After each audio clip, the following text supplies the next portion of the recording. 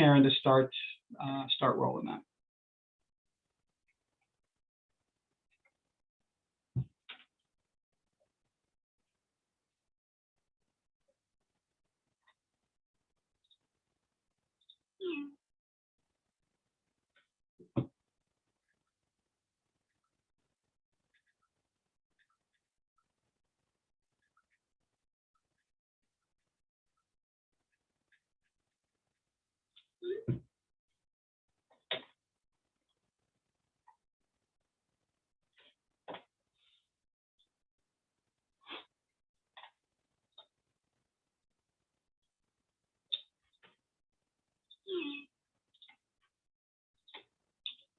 All right, thanks folks for your patience. Looks like we are now live streaming. So bear with me. I will repeat from the beginning of the script just for the benefit of those joining us on the Zoom meeting. So good morning again, folks. Welcome to the Joint Standing Committee on Veterans and Legal Affairs. The committee is assembled electronically today for the purpose of inviting public comment on legislation. Before we get started, I want to share some information related to the fact that this meeting is being conducted using an electronic format. This meeting is currently being live streamed on the committee YouTube channel. Thanks for your patience. Looks like we are now live streaming. So, and I will mute that again. The YouTube channel, this means that anyone who is participating in the meeting via Zoom can be seen and also heard if their microphone is unmuted. People on the Zoom meeting waiting to testify cannot be seen or heard until they are called upon to speak. This meeting will be recorded and available to view on the committee's YouTube channel soon after this meeting is concluded. Not sure why my computer keeps unmuting.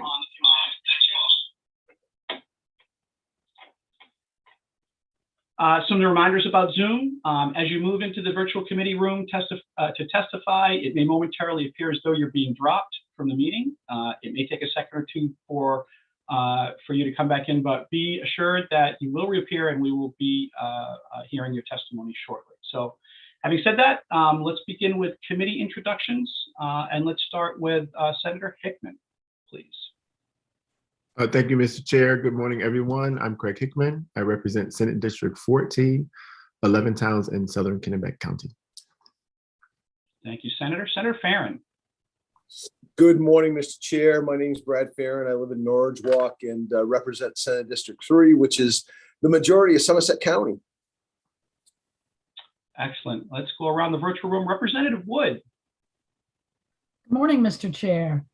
I'm Barb Wood, and I represent House District 38, which is the western end of the peninsula in Portland. Thank you, Representative Wood. Representative McCrate. Thank you, Mr. Chair. I'm Jay McCrate, representing Harpswell, West Bath, and Northeast Brunswick in the House. Thank you, Representative. Representative Riley. Hi, I'm Representative Riley. I represent House District 34, which is part of Westbrook. Thank you, Representative. Representative Kinney. Thank you, Mr. Chair.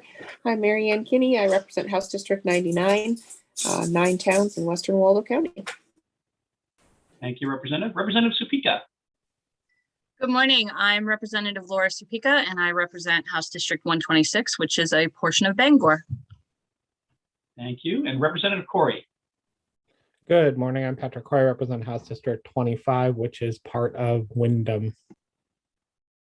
Excellent. And also with us this morning are our committee clerk, Karen Montel, and our OPLA analyst, Sam Prower, to kick us off this morning. So the order, just a reminder, sorry, that the Zoom chat function is for technical support only and should not be used for any substantive discussion. Senator Farren. Thank you, Mr. Chair.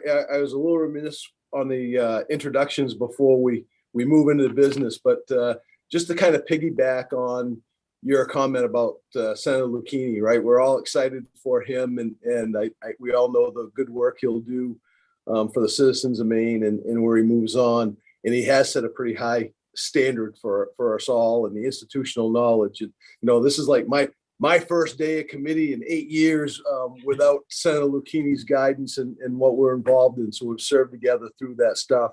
But I also have full faith and confidence of the members of this committee and your lead to get us through as we get through with it. And we're going to continue to do some good work and move through this thing. But I want to wish Senator Lucchini all the best and thank him for his guidance and service.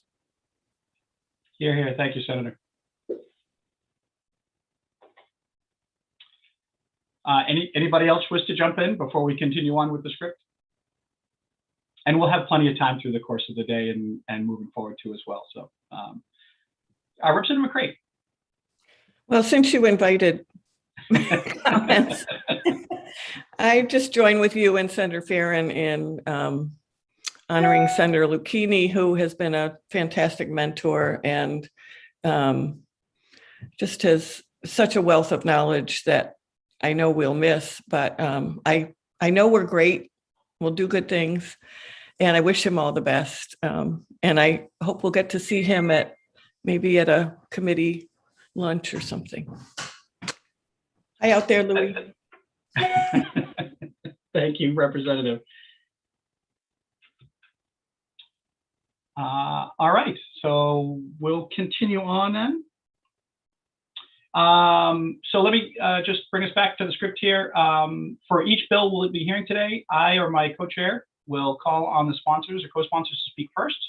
When you are called upon, you will be prompted from attendee to participant. After presentation by sponsors and co-sponsors, we will call on members of the public based on the registration as follows: those speaking for the bill, then those speaking against the bill, and then finally those speaking neither for nor against the bill wishing to provide information. When you are called upon, I will ask you to state your name, your place of residence, and the organization that you represent, if any. And after you're done speaking, there are no more questions from the committee, I or my co-chair will return you to the attendee room and call upon the next person assigned to testify. And then just some final notes. This meeting is being broadcast and recorded on YouTube and can be heard over the legislation's audio broadcast system. Any testimony you submit in public, is public and may be posted in the legislature's website. We are going to use a timer as is the VLA custom and tradition. You'll have 3 minutes. And I believe Representative McCray has offered to take over the Grim Reaper duties that were formerly mine. So I can't think of a nicer person to tell people they have to stop talking. So, having said that, the order that we will go in today for public hearings we'll start with LD 1817. We'll move on to LD 1827 and then end with LD 1846. And before we get going, I will recognize Senator Farren.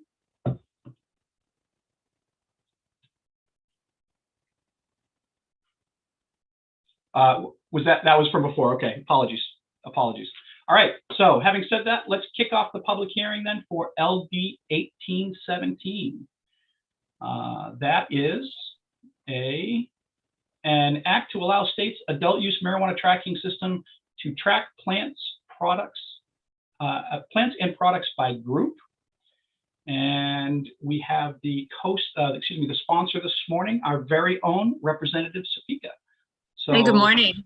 Good morning. You have the floor when you are ready. The committee is yours. Absolutely. And I just wanted to say that I've just heard that there are folks from the industry who are waiting for links to testify. I'm not sure if they've received them yet. They're working on that issue right now. Because some of what I have to say, I want to defer to their experiences. So hopefully they'll be able to get in and kind of follow up after I speak. And I just have to find where my mouse is. Okay, so Representative Chiazzo and esteemed members of the Committee on Veteran and Legal Affairs, I am Representative Laura Cepika, and I am honored to represent part of Bangor here in the legislature. Today, I present to you LD 1817, an act to allow the state's adult use marijuana tracking system to track plants to track plants and products by group. As the committee is aware, Maine's adult use cannabis marketplace has been up and running for about a year now. Like all new and emerging marketplaces, there are growing pains and regulatory challenges that none of us as legislators or administrators can predict until it has been tested in the real world. That is why I have sponsored LD 1817. Maine's adult use regulations call for a tracking tag to be placed on every plant, or in the case of marijuana products, every item. This system turns out to incur a significant cost in both money and time needed for employees to enter repetitive information, not to mention a source of plastic waste, as the tags cannot be reused. I believe the opportunity exists to refine this tracking process and potentially make it more effective and less costly to our small businesses, while not impacting the effectiveness of how the Office of Marijuana Policy regulates the industry. I apologize. For example, if a cultivation licensee starts 100 identical clones on the same day, they start off as a batch as far as the regulations are concerned. However, once they reach a certain arbitrary size, the cultivator must purchase a tag for each of the 100 plants, add a tracking number into the tracking system, and attach the tag to the plant. Those 100 plants are all the same variety and will stay together and be harvested at the same point as well. Is it necessary to have 100 individual tags? Could the canopy be given one tag that denotes that there are 100 plants in that batch? Furthermore, the current regulations, once the plants are harvested, they are then returned to a harvest batch tracking system. They begin as a batch and end as a batch.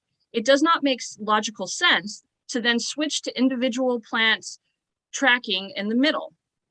This will also provide OMP with more standardized data from which to identify potential signs of diversion.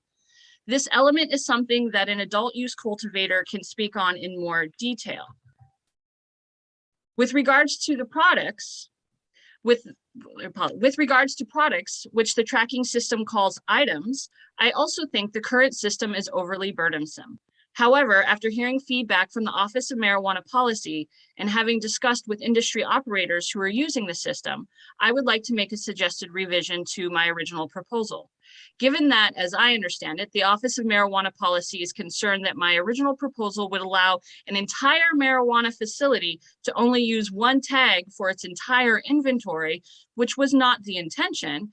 And given that the most significant operational burden related to the tracking system is in concern with product transfers, which the regulators call an authorized transfer, I would like to suggest to the committee consider focusing the scope of this bill with regards to product tracking to authorized transfers only and not to products being stored in inventory. I believe this would be reasonable for only one tag to be required for each authorized transfer, whereas it is already required that a physical transport manifest is printed for each individual transfer in the event of a compliance check. The compliance officer would have at their disposal a tag that contains a record of each item being transferred and a physical printed transport manifest that lists each individual item in the shipment. I believe that it is important for the committee to look further into this issue and learn exactly how OMP uses the current method of tagging everything and whether some modifications can be made to save significant cost, time, and plastic waste for this budding industry. I would be delighted to answer any questions you may have. If I don't know the answer, I'm happy to get back to you on that. But there should be folks from the industry with more information testifying after me. So thank you for your time.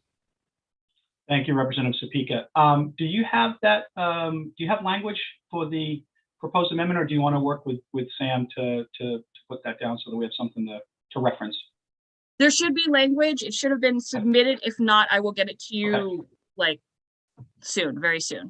No worries. I'll take a look on the website. Perfect. Thank you. Thank you for that introduction, Representative. Representative Corey. Thank you, Mr. Chair. I love the idea of not sort of focusing on specific plants. I've always been more of a canopy fan. In fact, when they were writing the adult use law, I held out on the first draft of it because it used a plant count plan instead of a canopy plan. So it makes it so that it's more difficult to determine sort of what the yield of a specific crop is. I do have questions about section D of the bill where it says marijuana plants of multiple types that the licensee has designated as a group or for the purpose of tracking. So I'm guessing that could be different species of marijuana plants. I mean, it wouldn't make sense to me that a grower, right, would probably only be growing one species. Do you know what I mean, of plant, or one type of plant? But, you know, are we talking about just tracking the one group would be the total canopy, or I don't know necessarily where we're growing different species, if it makes sense. And I don't know if species is the right word, but to have all of that controlled under the exact same, you know, canopy, or if it should be, you know, within specific groups of specific plant types within that canopy. So that's the only place where I'm confused. I'm sure somebody could probably answer this question coming up, but was that discussed at all? It wasn't so much discussed. I didn't get into the particulars in that, but I think that that's a really good point, and also an example of why we need people from the industry who are able to address this when it comes to crafting regulations, so that we can craft regulations that complement these issues. So, but if somebody doesn't get back on that question, I'm happy to try to find an answer to you before the end of the day. Okay, thank you, Representative Corey. And Representative Speaker, if you hear from somebody who can't get in, just email Karen or ask them to email Karen and have her send them the link. My understanding is that they have, and that they're talking to her right now, and they're trying to get the links. So. Okay, perfect. And if for some reason they can't get in, we can always accept written testimony as well and bring them into work session as well if we need to. Representative McCray. Thank you, Mr. Chair. Thank you, Representative Supika. I'm not assuming you can answer this. If you can, great. But just to put it out there, I'd like to hear more about the authorized transfer change, because that was the only question I had about the bill. I like the canopy idea. I just have some more questions about multiple products. I don't think it's talking about different species. I think it's talking about products that have been manufactured. But yes, if that's right or wrong, or if somebody can clarify, that'd be great. Thanks. So my understanding, and I know there are folks that'll come along that'll clarify further, and also correct me if I make a mistake with my words. That's what's fun about the law, is we can dig in on this one individual word, but it really comes down to, you know, we already have this like physical manifest of everything that is there, you know, so you can look at this piece of paper, it tells you everything that is there. Generally, the general broad sense of the idea is, why do we need all these individual tags for these individual items, when all these tags really do is somebody has a scanner gun, goes boop, boop, boop, and it just pulls up the list. So why not just have one tag for the whole transfer, and then attached to it you have your physical list of what is everything that is inside of it. But as far as digging in deeper to what that means, I'll defer to folks in the industry. Thank you, Representative McCray. Representative Corey. Thank you. I'm just going to clarify real quick. Part D definitely says marijuana plants of multiple types that the licensee has designated as a group for the purpose of tracking. So that would be different types of plants. Oh, thank you. Any other questions for Representative Supika? All right, seeing none, we will move on to, there are no other co-sponsors, so we will move on to public testimony. We will start with those speaking for. I will bring in Mr. Matt Bayless. There is Mr. Bayless, and he will be followed by Scott Howard.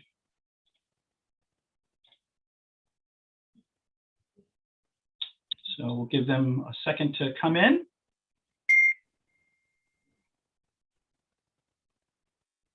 Good morning, Mr. Bayless. Welcome. And the floor is yours, sir, when you are ready. Appreciate it. Good morning, Representative Chiazzo, members of the VLA committee. My name is Matt Bayless. I've been a tier 2 adult use cultivator since market launch in October of last year. Well, I'm sorry, 2 years ago, year and a half ago, 2021, I guess, 2020. That's when this thing started. I've been a registered caregiver for over 8 years, and I've been cultivating cannabis since 2010. I'm also a member of the Maine Cannabis Industry Alliance Legislative Committee. I'm here to testify in support of LD 1817, which is an attempt to rein in the Metric Track and Trace program. Metric is unnecessarily labor intensive, non-intuitive, redundant, cumbersome, and ineffective at preventing diversion. I believe I am the second smallest cultivator in the adult use program. Metric logging, upkeep, and problem solving eats up somewhere between 15 to 20% of my staff's bandwidth.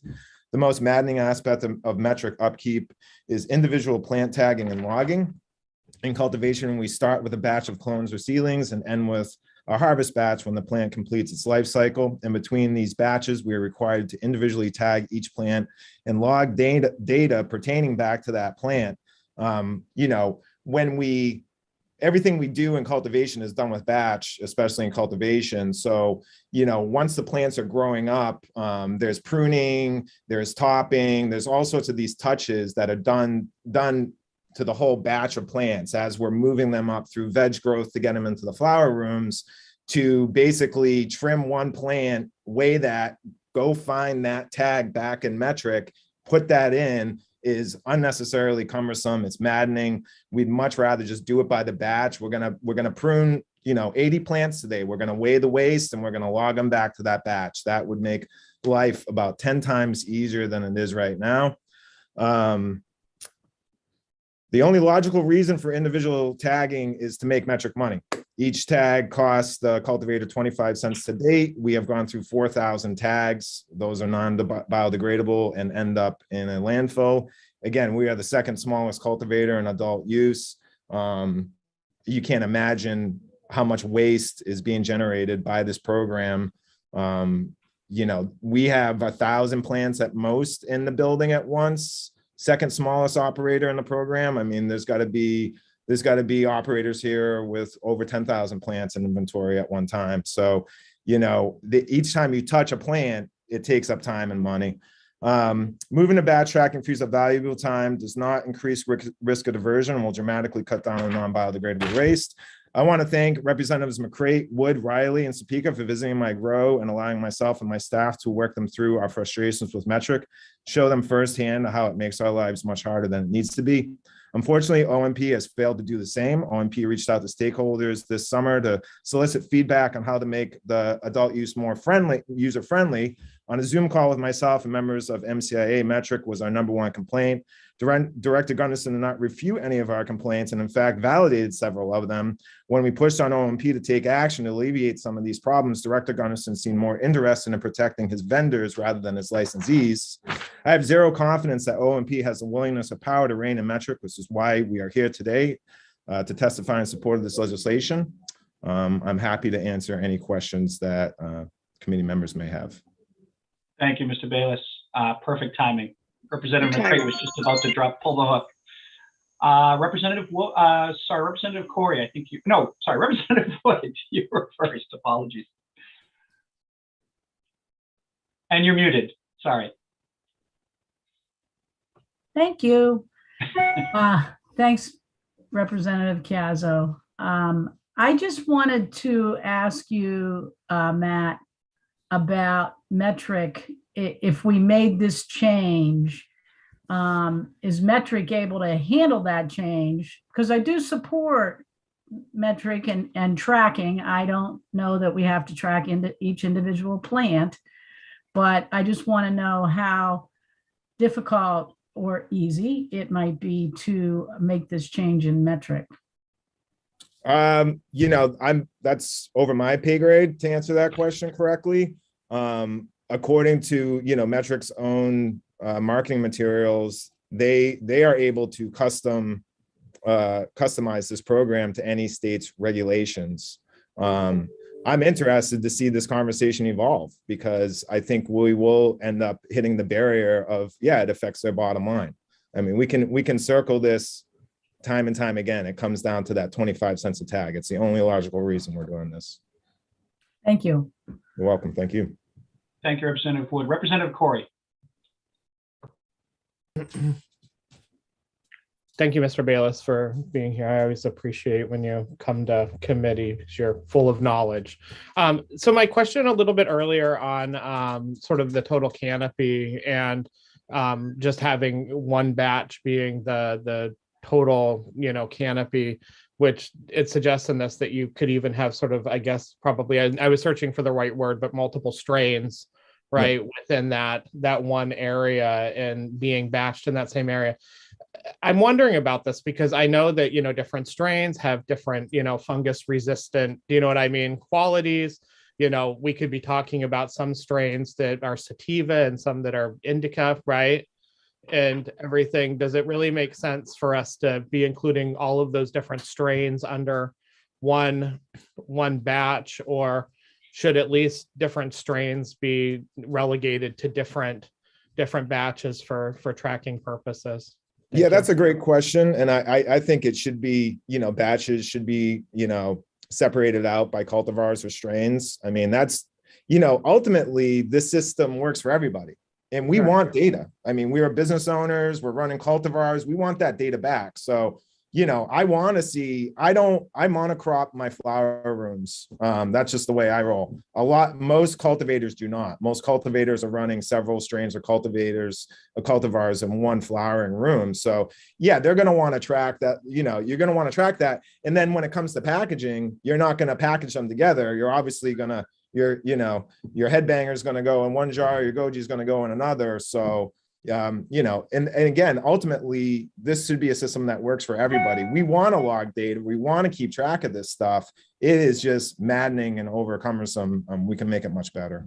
Yeah, but you would probably agree that it sounds like that, if you were growing multiple strains in one flowering, room, or flowering out multiple strains in one flowering room, that you should at least have those different strains within different batches because they have different qualities, correct? Yes, absolutely. Thank you. I will have to include that in the bill. Thanks. Thank you, Representative Corey. Any other questions for Mr. Bayless? Quick question, Mr. Bayless. You mentioned that the track and trace system as it stands now really wasn't impacting diversion at all. You don't have to answer it now. It might be something to talk about at the work session, but I'd like to have a little bit more information about that because I think that's one of the purposes for the track and trace, to try and prevent diversion. Sure. And if it's not working, I think it's important for us to understand why it's not working. I mean, just so happens that the Press Herald ran a story this weekend about the California market. California is in shambles. I mean, they're pivoting all over the place, which is why we need to have good conversations now. We want to be proactive with this program in this industry. It's going to mean a lot to the state. We can look at California and see how much trouble they're in. So this article in the Press Herald was unpacking all of their problems. And in the article, it mentioned how cultivators can divert, they interview a cultivator in California. He says, listen, I'm logging, I can log whatever I want into this. He's saying, I think he said like 20% of his crop is ending up in the legal market and the rest goes out the back door. So it's like a sieve, it can easily be manipulated. Okay. Thank you. Any other questions for Mr. Bayless?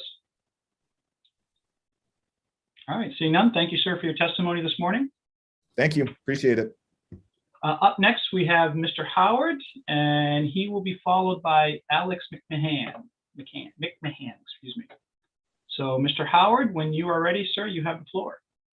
Thank you, Mr. Chairman and members of the VLA committee. Thanks for letting me speak. My name is Scott Howard. I'm from Pownell, Maine. I own a company called Seaweed Company. We have 2 retail stores and a manufacturing facility. Our retails are located in Portland, South Portland, and our manufacturing is in Auburn. I'm looking to testify on simplification of the marijuana products to allow them to be grouped with one tag. We currently set up our manufacturing facility where it's more like a warehouse. So I deliver to my stores once or twice a week, depending on the need, due to space requirements down there. Currently, if we do a delivery to our 2 stores, it takes over 100 metric tags to do that. And it takes like 6 hours for one person to put these orders together. What happens is we have packages with metric tags on them in our warehouse. And if we take like 6 items out of each of those, we have to put a new tag with each of those 6 items instead of grouping them all into one delivery. It's the same on wholesale. And what we're finding is just the amount of time my employees are spending, it actually inhibits our ability to do business on certain days. If you called me and wanted an order delivered to your store, I probably wouldn't have the time. I'd have to schedule it in advance just due to the amount of time it takes.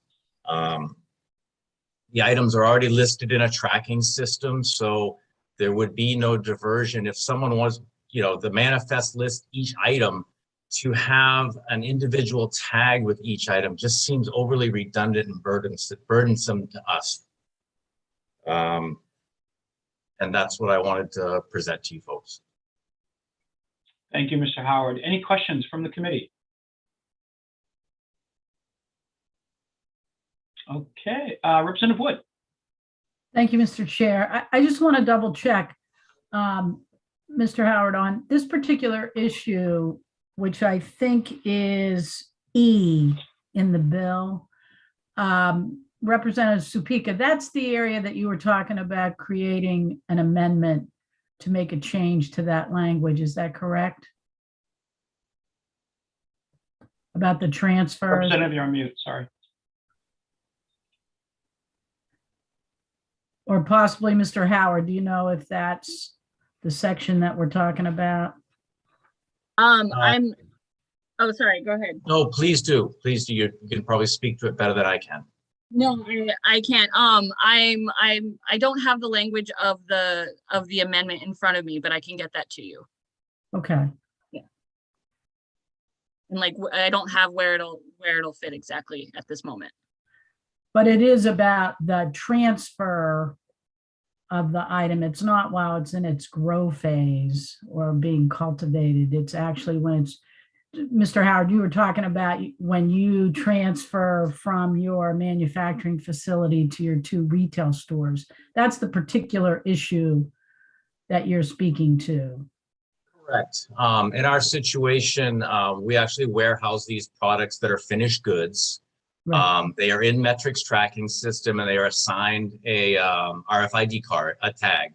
But when we pull, like if I have an order where I'm going to send 50 items to my store, I have to take 6 items out of a package that has a tag, create a new tag for each of those 6, for that group of 6 items, and then group all 50 items into a new manifest, which is fine, except for the tag, the individual tag for each of those 50 items is kind of redundant and overly burdensome. Whereas you could assign one tag to that whole delivery and it's all listed on the manifest. So if somebody wanted to check it, they could scan that and every item in there is listed. I don't think it needs an individual tag for each of these items within a package. So Representative Wood, my understanding on the amendment is specifically to address OMP's concern about the way that the language is written now. It would create some sort of loophole that that would mean you just need one tag for the whole building. And so it's my understanding is the amendment will work to kind of close that supposed unintended consequences by because there is an interpretation of the bill to mean that. Okay. That's what the amendment is supposed to address. Okay, thank you. That's all, Mr. Chair. Thank you, Representative Wood. Representative McCray. Thank you, Mr. Chair. Thanks, Mr. Howard. I'm trying to picture what you were just describing of you've got a bag with so many items in it. You take some out, put them in your delivery, your authorized transfer. What happens to the bag that now doesn't have as much in it as it did before? That's probably pretty basic, but. Yeah, no, that stays in inventory and those items get deducted for it and it has its original blue tag still associated with it. It's still grouped as a package. We just subtract 6 items from it and it stays in the tracking system minus 6 items. So your follow up, Mr. Chair? Please go ahead. So your ability to keep track of it, I don't mean tracking, but track of it is in your inventory, not looking at that bag. You look elsewhere to know that 50 items is now 46. Correct. That will be listed in metric for both, for everybody's access. Okay, thank you. Thank you, Representative McCray. Any other questions for Mr. Howard? Okay, seeing none. Thank you, sir, for your testimony this morning. Thank you. Next up, we'll have and I apologize, sir. Is it McMahon or McCann? McMahon. McMahon. Apologies, Mr. McMahon. The floor is yours, and I will bring in Mr. Pepin behind you. So when you are ready, sir, you may proceed. Thank you, Representative Piazza and the Joint Standing Committee on Veterans and Legal Affairs. I'm here today to offer support for LD 1817. I believe we can all acknowledge that cannabis has become one of the most highly regulated industries in the country. I understand the need for tracking. However, there are certainly ways in which the regulations can be eased without posing a threat to public safety or allowing for diversion. Currently, Maine is under contract with Metric for our state's track and trace program, as everyone knows. Metric is not very well loved within the industry, to say the least, not because any adult use operators have any issue with the principle of track and trace, but rather because the program is unnecessarily burdensome in more ways than one. One of these ways is the way the tagging system works. Currently, every cannabis plant must be tagged along with every batch and every transfer. Not only do these single-use plastic tags and RFID tags cost money paid to Metric, they simply take too much time and effort to administer. The regulations we operate under are cumbersome enough without the added responsibility of handling thousands of tags. Moreover, the excessiveness of tags does nothing to ensure the matching of test results to products or to prevent diversion. If a batch of 30 plants is logged into the system as 30 plants with 30 tags, versus if a batch of 30 plants is logged into the system as 30 plants with one tag, there's effectively no difference in accountability. If a transport manifest is created with 25 product SKUs and 25 product tags, versus if a transport manifest is created with 25 product SKUs and one tag, there's effectively no difference in traceability. All the product is accounted for either way. The only difference is the time spent administering tags and the amount of money sent from Maine businesses to the Florida-based software company. Please allow the passage of LD 1817 and do away with excessive tagging. Thank you. Thank you, Mr. McMahon. Any questions from the committee? All right, seeing none, thank you, sir, for your testimony this morning. Thank you. Up next, we will have Mr. Pepin, and that should wrap up all those signing up for speaking for. So, Mr. Pepin, when you are ready, sir, the floor is yours. Hello and good morning. Thank you, Chair Chiazzo and members of the Veteran and Legal Affairs Committee. My name is Joel Pepin from Standish, Maine, operator, owner of Jar Cannabis Company, vertically integrated cannabis company locally owned here in Maine on both the adult use side and the medical side of the market. Speaking in support of the bill today to reform some of the metric stuff, just to clarify, I think there's two things we're talking about here, sort of cultivation, manufacturing before the final product gets tested and then after that. And it's our intention, and we are open to the amendment that Representative Cepica had mentioned. The intention on the cultivation side is to use tags to track the batch, not for a tag to track multiple batches. So for instance, at our facility, cultivation facility, we had a harvest this week, and I want to share some information with you guys. We had a harvest, we're a small tier 3 license on the smaller side of the tier 3 scale. I forget the exact square footage off the top of my head. But we had a harvest this week, which occurs every 3 weeks, of 1,440 plants. So that's also 1,440 tags. And to speak to the extra time that it takes, to tag every one of those plants every 3 weeks takes about 14 hours of man time. And in this particular harvest, we had 10 strains. So our proposal here would be, instead of having 1,440 tags, we had 10 strains in this room, 10 batches. We would go, in this situation, we'd go down to 10 tags, tracking each batch. Furthermore, when we harvest, with the way that metric works, if I have an OG Kush, if OG Kush is one of the 10 strains that were harvested, you know, we're weighing plants and we're not weighing plants individually. We're allowed under state guidelines to weigh all of the OG Kush plants and then divide evenly the total weight. So all of my OG Kush plants in the tracking system are weigh the exact same. It's the total weight of the OG Kush divided by the number of plants that were in the system. So that's one thing I want to make clear. And furthermore, our scales are not tied into metric.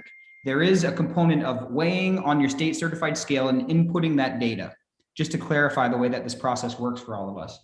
So, Mr. Pepin, I'm sorry, I think your time's expired. So if you could wrap it up, please, I would appreciate it. Oh, no, my apologies. I thought Jay was done. Please continue. I was gonna say that went by fast.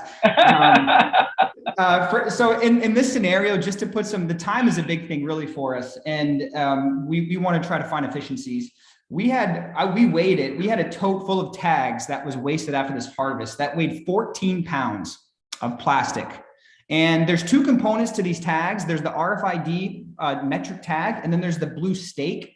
And if I could share my screen, I can't. I would show you that when you go to order your new tags, there's no option to not order stakes. The stakes have 3 different rungs that you could use 3 different times. You could use one stake for 3 different tags, but there's no ability to not order a tag.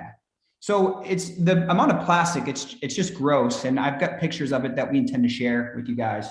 So yeah, open to any questions if you guys have any. Thank you. Thank you, Mr. Pepin. I apologize for cutting you off there. You know, certainly I'll give you a little more latitude if you need it. Absolutely. Did you have anything else you wanted to add to that? No, and then on the post-testing, the only other thought, post-testing finished product, the intention is to be able to have multiple SKUs under one tag. So the way it works right now is if you have a SKU, each SKU needs to have its own tag. If you have 10 tags going out to a retailer, they would need to be in 10 individual boxes. You can definitely find efficiencies in reducing the number of tags. If I have 2 different SKUs in one box, if I can pack it that way and keep them separated with a divider, which is easy to do, that'd be great. And it would be a lot more efficient, which I think Scott touched on, with having just one tag for multiple SKUs in a box. Okay, thank you, sir. Senator Hickman. Thank you, Mr. Chair. Can you hear me? Yes, sir. Great. Thank you for your testimony, Mr. Pepin. I think I heard you correctly, but I just want to make sure, was it 14 pounds of plastic you said? Or 4? Yeah, and I've got pictures of the scale of the weight on the scale and the pictures of the tote. So yeah, 14 pounds of plastic in a small tier 3 facility that my facility alone is producing every 21 days. So multiply that out by square foot for the state and across the country. And I was just thinking, I didn't really go too far into it. I was like, whoa, this is a lot. And you can't reuse them. Are they recyclable? What's the deal on waste? How do you dispose of them? Recycle is what you do. You know, you want to recycle. I don't know how much of it ends up in a landfill and how much of it is actually recycled. The RFID tags, I'm not sure about the recycling, the recyclability of an RFID tag, but you would think the stakes would be. Thank you. Appreciate it. Thank you, Senator. Representative Corey. Thank you, Mr. Chair. Thank you for being here today, Mr. Pepin. You know, it's funny, you know, considering sort of some of the testimony we had on the medical bills last year and, you know, concerns regarding metric. And certainly, you know, we've had earlier people bring up sort of concerns regarding metric testifying today and not being able to get sort of real answers and everything else. Do you think there would be probably any value in having, you know, metric present in front of the Veterans and Legal Affairs Committee? I'm sure there would be some value to it. I'm not sure how much, and I don't know if they typically specialize in that, but we've run into a few situations earlier on as an operator working with OMP through a couple metric issues. And metric, to state for the record, metric will allow you to do things on its platform that state law doesn't allow. For instance, if a retailer wanted to send something backwards to a manufacturer or cultivator, I'm pretty sure, I've never done it because state law prevents you from doing that, but I'm quite sure that metric would allow you to actually build that manifest and send it.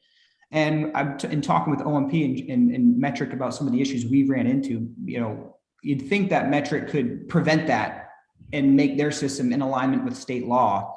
And then we've asked Metric about this a couple times on a few different separate issues. And Metric basically just says that they produce a system that tracks what happens. They don't produce a system that enforces compliance. So I think that's worth noting. So they don't create a state-specific package and tailor their software to a specific state's needs. It's one product for all of the states. To my knowledge, yeah. I mean, they operate in multiple states, and I maybe there's some small modifications they make for certain markets, but they certainly don't build a platform ground up for each market they're in to ensure 100% state compliance. So it tracks everything, but it also allows operators to do things that are not in accordance with state law. Thank you. I can certainly see why we would want to have Metric in front of this committee. Thanks. Thank you, Representative Corey. Any other questions for Mr. Pepin? Okay, seeing none. Thank you, sir, for your testimony this morning. That concludes all those signed up to speak in favor of the bill. Sorry, Representative Corey. I had gotten a note that Paul McCarrier wanted to speak in favor from somebody. I do see that he's been let in. I don't know if you had him on the opposed list or not. I do. I was getting there, sir. I promise. Thank you. I will not forget about Mr. McCarrier. Who could forget about Mr. McCarrier? That's what I want to know. So look at that smile. That concludes everybody signed up to testify. Obviously, we're recognizing Mr. McCarrier. He couldn't get on the list. If there's anybody else in the attendee room wishing to testify in favor of the bill who could not get onto the list, please raise your virtual hand and I will let you in when Mr. McCarrier is done. So with that introduction, sir, the floor is yours and welcome. Thank you, Mr. Chairman, and thank you very much for accommodating me working with Zoom again. Nice to see you all. My name is Paul T. McCarrier. I am a resident of Monroe. I'm a participant in the Maine Medical Use of Marijuana Program as a cultivator, a products manufacturer, and a retailer. I was also a member of the Maine Medical Marijuana Work Group. And I want to just say right off the bat that Metric was the biggest concern that everybody in the work group had. And it was one of the few issues that all market participants came to consensus of, is that it would be unneeded in the medical program and it's very burdensome in the adult use program. So when I look at this bill, as a member of the Craft Cannabis Association, we really believe that the state should be able to work with the businesses to be able to make fair regulations and level-headed regulations that work for everybody. And I think after seeing how Metric's worked for the past 2 years, we have seen that it's not really working well for the state of Maine or its cannabis industries, both medical and adult use. If Metric works for a certain business, I think that business should definitely be allowed to do it. But the idea that it has to be mandated by the state with its rigidity and with the rigidity of the adult use program, I think we can say that it's not working as intended. So with that being said, before we look at applying Metric anywhere else, I really think we need to be able to address these issues here. I also think that it's important to recognize that there are a lot of other ways to track cannabis without using the Metric program. The state had originally had BioTrack THC as its vendor, but then there was some issues with the contract fulfilling its needs and statutes, so they moved on to Metric. As everyone has said before, that this is really a burden on our staff.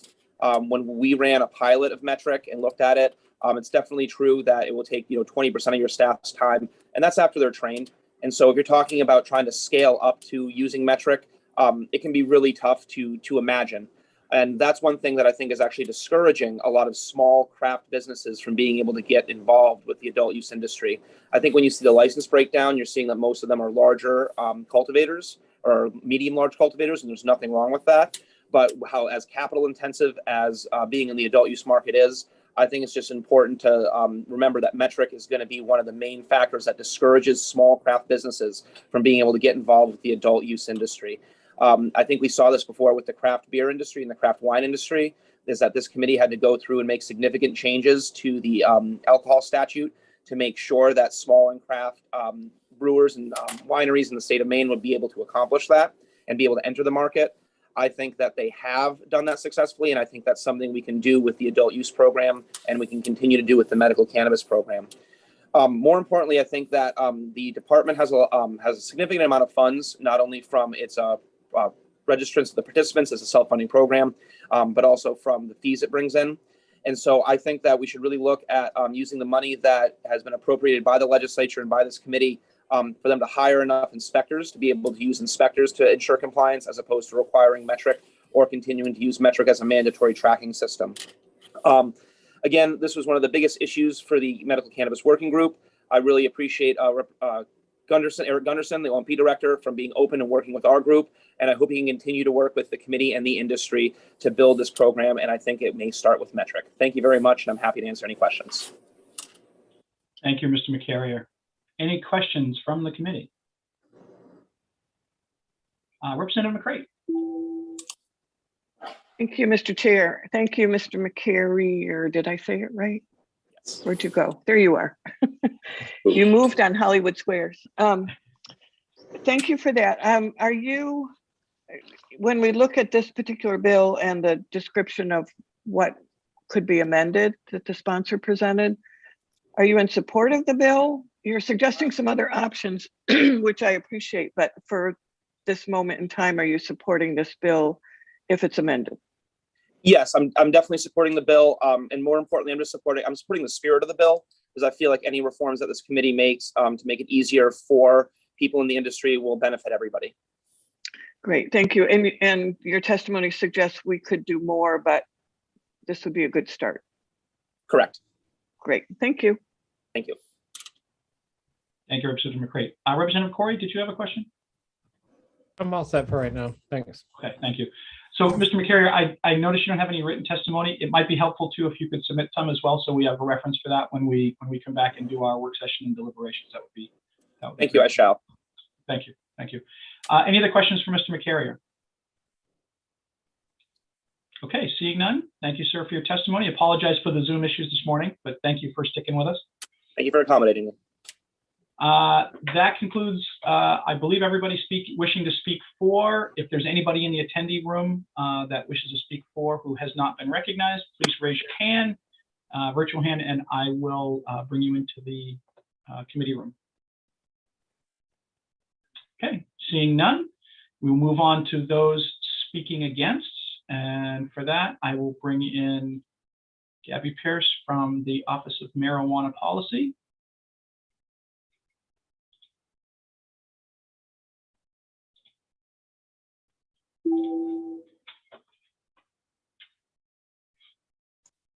Good morning, Ms. Pierce. Welcome. Good morning. Thank you. You're welcome. And thank you for joining us. You have the floor. Thank you. Representative Chiazzo, members of the Joint Standing Committee on Veterans and Legal Affairs. I am Gabby Barabee Pierce, the Policy Director for the Office of Marijuana Policy. And I'm before you today to provide testimony on behalf of our office in opposition to LD 1817 and to suggest another path forward. As written, this bill would impact the functionality of the state's inventory tracking system, reduce transparency into the adult use market, and make enforcement of the cultivation limits for the different tiers within our program much more difficult.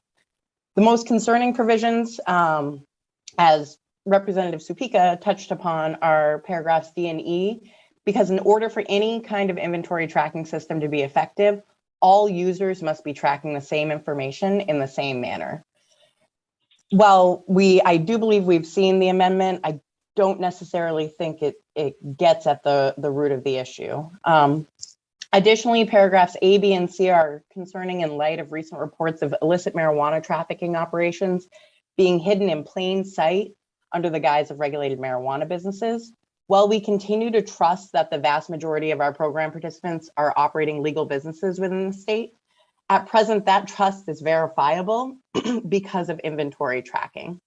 Not only does inventory tracking provide real-time clear understanding of the number of plants grown by each of our cultivators, it also provides historical information that can be used by our compliance and data teams to understand what is a typical harvest yield for a particular number of plants grown at a particular time under particular conditions of a particular strain. We acknowledge that there is frustration regarding the use of the inventory tracking system, and we think the best approach to addressing these frustrations is to form a stakeholder working group to identify the challenges, some of which have been discussed today, and to work with stakeholders and our vendor to craft changes that address the challenges inherent in the system. After several discussions last summer, after meeting with MCIA specifically, we were trying to figure out a way internally to implement batch tracking. And we recognized pretty quickly that anytime we pushed one policy lever, we ended up creating a host of other options. So we really want to bring everybody to the table through a working group to figure out how to make this system work better for everybody. We really welcome the opportunity to launch that inventory tracking working group in the coming months. And we ask that we be given the time and space to work with stakeholders and our vendor to help come up with a solution that works for everybody. We thank the committee for its consideration of this bill, and I'm happy to answer any questions you might have. Thank you, Ms. Pierce. Any questions from the committee? So I have a quick question. Sorry, Representative Wood. You can go ahead with your question. No, please. I will defer. I will defer. Thank you, Mr. Chair. Ms. Pierce, you talk about in part of your testimony, I'm reading from it, it says, provides that what we currently have provides historical information that can be used by our compliance and data teams to understand typical harvest yields based upon the number of plants of a particular strain grown at a particular time under particular conditions. Mm-hmm. My personal experience through the years, looking at plants, they're in lots of different sizes, like a vast difference in size. And my limited knowledge more recently of going to some of our businesses and looking at their canopies, it just, from a logical standpoint, it just seems like it's would be easier actually if you knew the square footage of a canopy to determine what the yield would be from that versus the yield from an individual plant. Or if it's not the same, or if it's not better, then couldn't you develop the same data per canopy, per strain, per particular conditions of a canopy versus individual plants? Am I Yeah. making...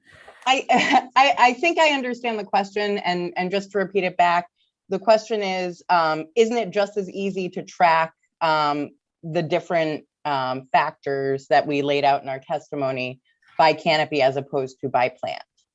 Is that? Bottom line, yes, I would say that's it.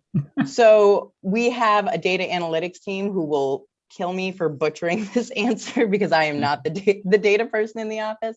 But what I can say is that right now, the visibility at the plant level is important to our compliance efforts to understand, one particular strain might grow to 3 feet tall and yield 1.5 pounds versus another particular strain might only grow to 26 inches and yield a smaller amount of marijuana. And that's really based on plants. That being said, again, we started looking at this last summer at the cultivation level, and we ran into questions and concerns that we had in implementing this and really trying to figure out how much transparency into the system we could give up and what sort of other ways we could guarantee compliance.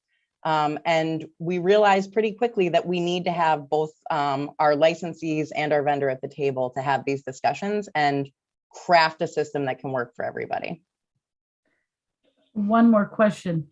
When you say our licensee, who is our licensee? All of the cultivators, manufacturers, okay, stores, the people that have a license. The people, the program participants. Yeah, sorry. Okay. All right. No. I get confused between licensee and licensor and. Absolutely. Yep. So our cultivators, manufacturers, stores, testing facilities. Thank you.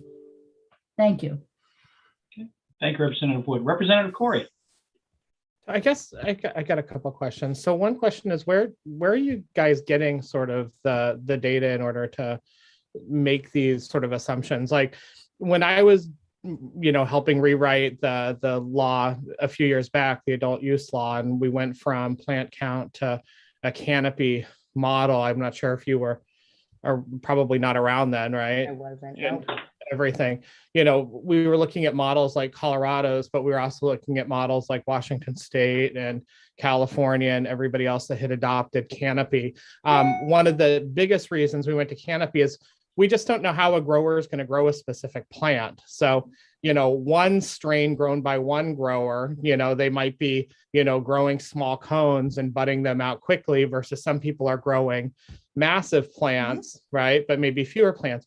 But at the end, most of the sort of empirical, you know, information out there, you know, basically showed that you get so much yield per square footage, which actually makes Canopy more relevant than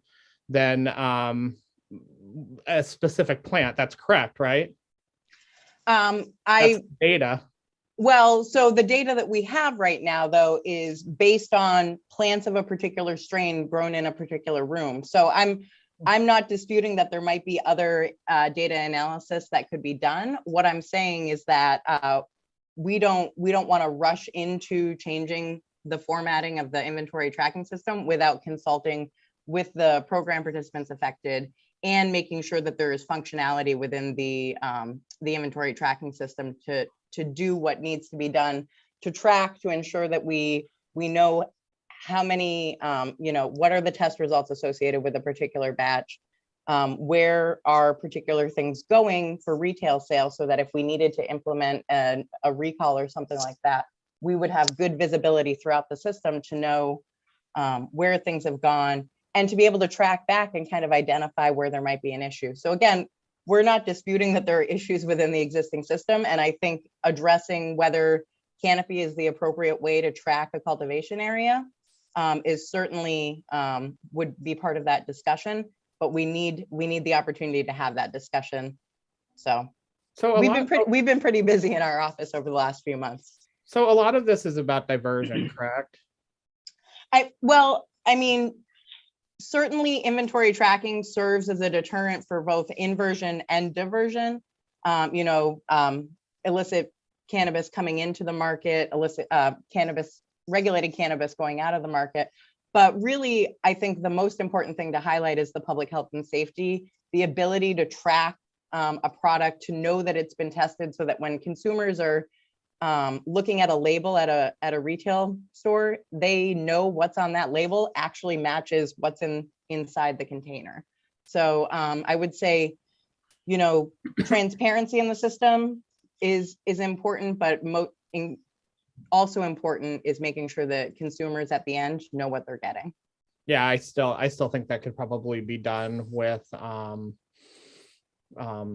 strain level canopy tracking, but let me just move on from that. So we have sort of this system working and stuff like that, but you had just mentioned, right, diversion, you know, out of the market, sort of some stuff that had happened earlier in your testimony. You had said that, you know, there had been some nefarious activity, you know, basically out in the marketplace despite the tracking that we have in place. Can you describe that in more detail?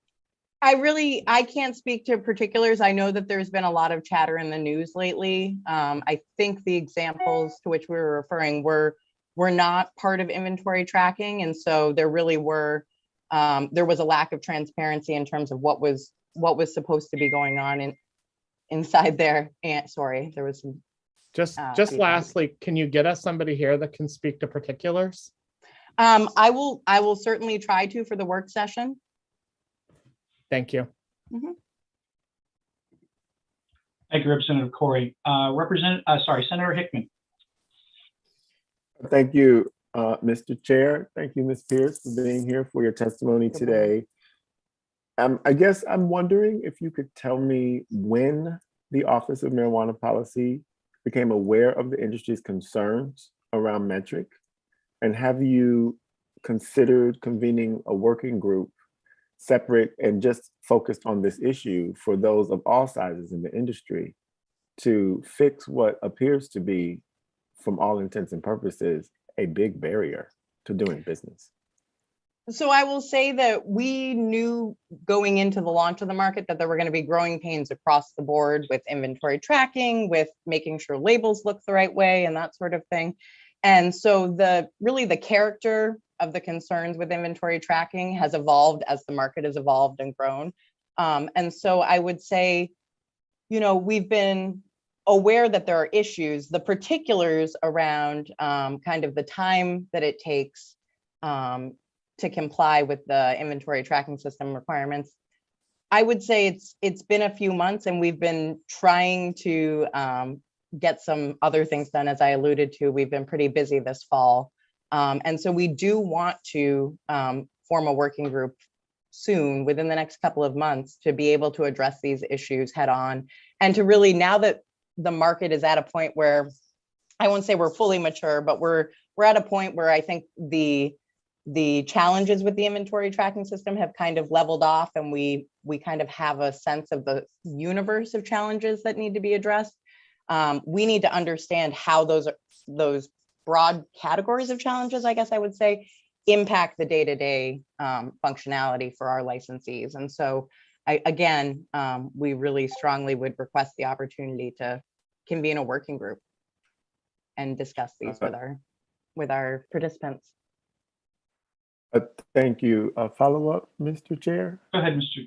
Senator. Thank you. Is there anything that you've heard in the testimony from members of the industry so far that may influence the expeditiousness of this working group? Because you said in a couple of months, and it just sounds like there is some urgency here if this bill for some reason doesn't go through as amended, proposed.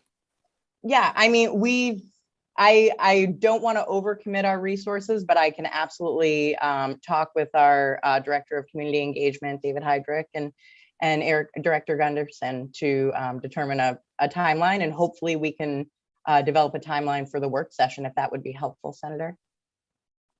Thank you. Thank you, Senator Hickman. Representative McCray. Thank you, Mr. Chair. Thank you, Ms. Pierce. I was going to ask about the stakeholder group too. My question, I guess, is twofold. Regardless of what this bill does, it seems like a stakeholder group would be incredibly valuable. So I guess that wasn't a question. Or do you agree? I agree, yes. Thank you. And the other seasoned veteran right there. The other is, and this maybe is more for the committee, I wonder if we want to, I don't know that, it sounds like you don't require legislation to do that, but I wonder if we want to consider doing that as part of what we do in this bill or at the others we have before us. Would you make any sense? I mean, that would give you the guidance to do it, though I hear your intent and will. Yeah, I mean, certainly we'd be happy to get some parameters if there are particular things you'd like us to consider. We're really looking at the whole universe of inventory tracking, and that would be what we would be proposing to discuss with our program participants and our vendor. Okay, thank you. And one more, Mr. Chair. Go ahead. I was gonna say Mr. Speaker. No, please don't. Promotion. One of the people who testified talked about changing, if metric were changed, freeing up money for more inspectors, if that's the right term, compliance officers. Is that a need? Are more compliance officers a need of the office, in your opinion? I would honestly have to check with our Director of Compliance and see how they're doing for staffing right now. I also will just note that there are particular parameters around all of these special revenue funds and for what they can and can't be used. So yeah, just want to be clear about what those parameters are. Well, thank you. I wasn't necessarily saying that would be how it would be done, but more, is there a need? I'd be happy to bring a full report to the work session on staffing for compliance and whether there are additional needs. Great, thank you. Mm-hmm. Thank you, Representative McCray. Representative Corey.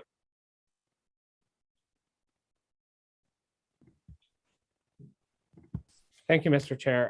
As a part of LD 1242 last year, which was sort of the medical marijuana law and everything. I know that your office ended up getting a fiscal note put on that bill using OSR funds for, what was it, 10 additional compliance officers?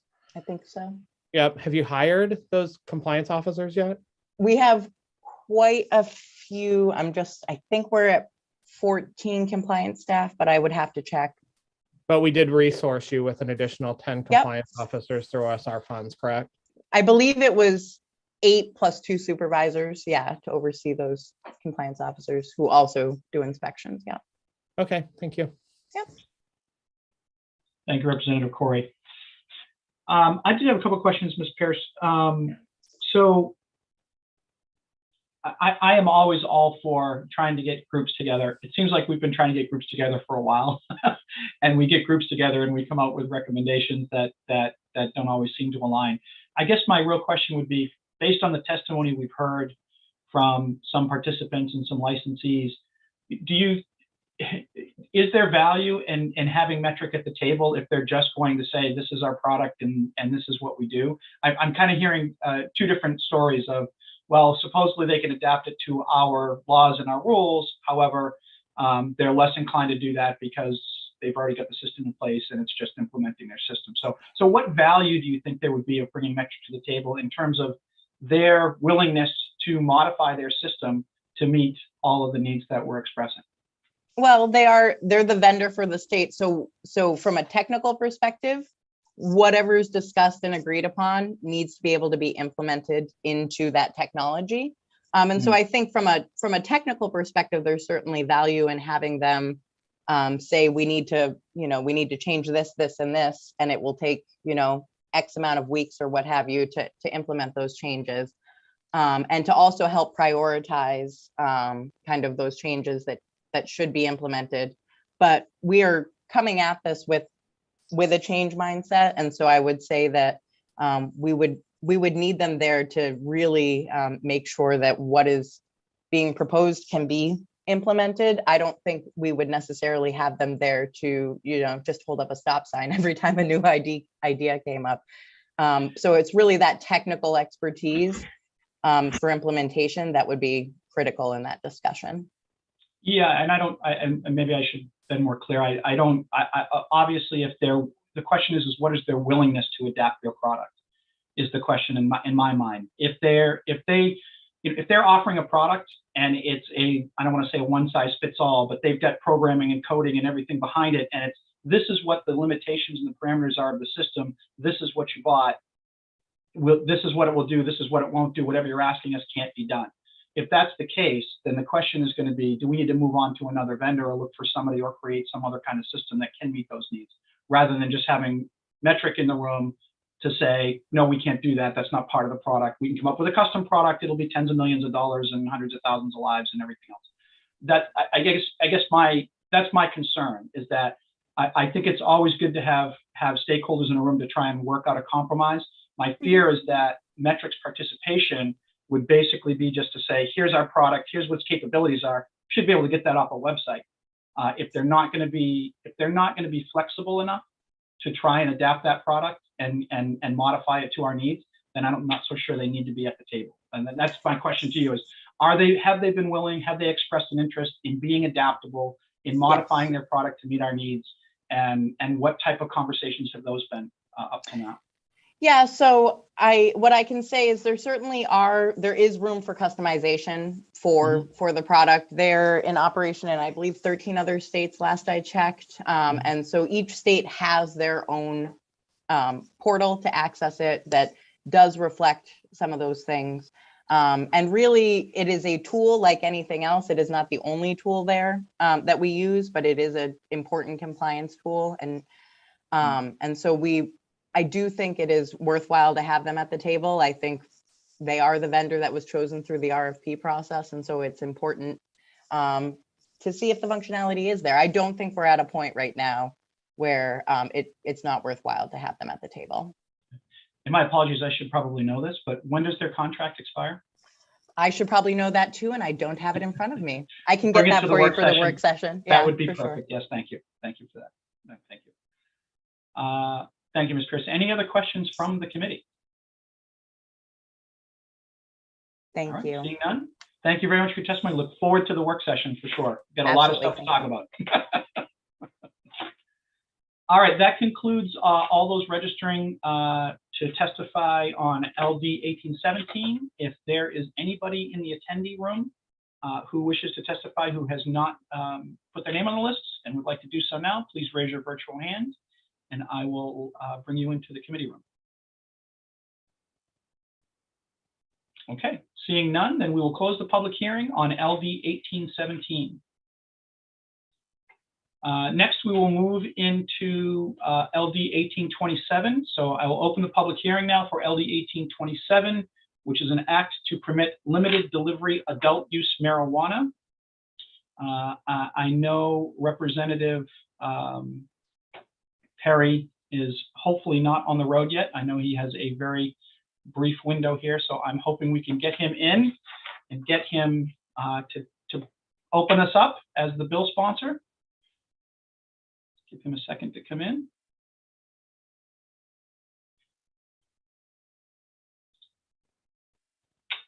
Representative Perry, are you there? I'm here. All right, there we go. There you are. Excellent. All right. Apologies, we're running a little bit longer, but it's an important topic, so I hope we haven't delayed you too much. Absolutely not at all. As soon as, and thank you, Mr. Chair, and thank you, committee, for hosting me today for this bill. After I present this bill, I do have to get in my car and drive to Augusta. You should have my written statements on the next two bills, both bills, and I can present it by phone, or maybe Representative Topeka, or you can get along without me on the next one if that's the committee's choice. But I'm not a marijuana enthusiast, as many people are obviously in the state of Maine, but I'm really excited by this industry and this having a new industry in the state of Maine, and a young industry that so many small operators and Mainers can be a part of. And so I've sponsored a number of bills in the marijuana policy area for both the industry and the department, because I think, you know, it's really important that we get this right along the way. And I've toured, just last week, I toured a grow and a manufacturing facility.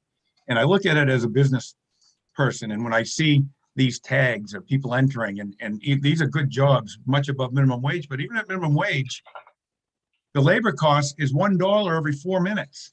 And when I see hours of entering stuff into computers and tagging hundreds of plants and having whole orders held up over one keying error and the money needed to pay the bills, it really makes me want to do everything I can to try and help this industry succeed. And so these two bills are, I guess we're on the delivery one. Now, the delivery bill just says if you are a licensed retailer, you can deliver in the state of Maine. Now, and there's many dry towns, not as many as there used to be as far as alcohol goes in the state of Maine, particularly in Aroostook County and some of the more rural places, but using alcohol is not against the law. You just can't sell it there. So we have an opt-in, you know, for retail here in the state of Maine, and a lot of communities haven't opted in. I think there are no communities in Washington County at all that allow the retail adult use. And so this bill would allow delivery from a licensed adult use retailer to anywhere in the state where it's legal for people to use it, because we don't want people to have to drive long distances or look to the illegal market, or maybe drive a long distance to pick up what they want and then maybe use it on the ride home, because an hour or two home. So this bill actually had been passed.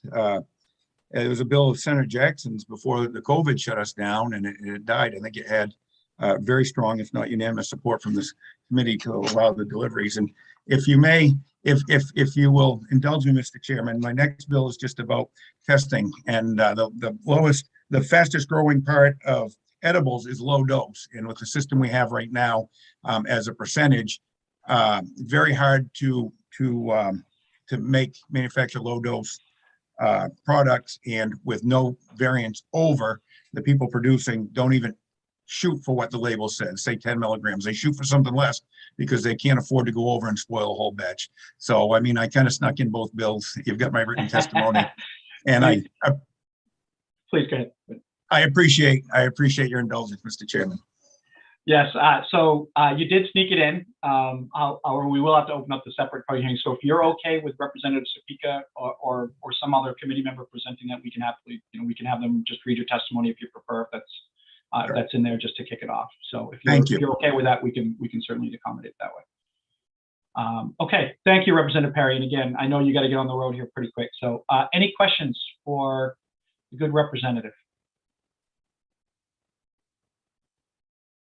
Okay, seeing none, thank you, sir. Safe travels. Be careful. It's snowing down here. I don't know what it's doing in Bangor. Not yet. Thank you. All right, so there are no co-sponsors, so we will open up the public hearing for those wishing to speak for. And I will bring in Mr. Bayless again to start off. And he will be followed by Melania Dumas, excuse me. And when Mr. Bayless comes in again, welcome back, Mr. Bayless.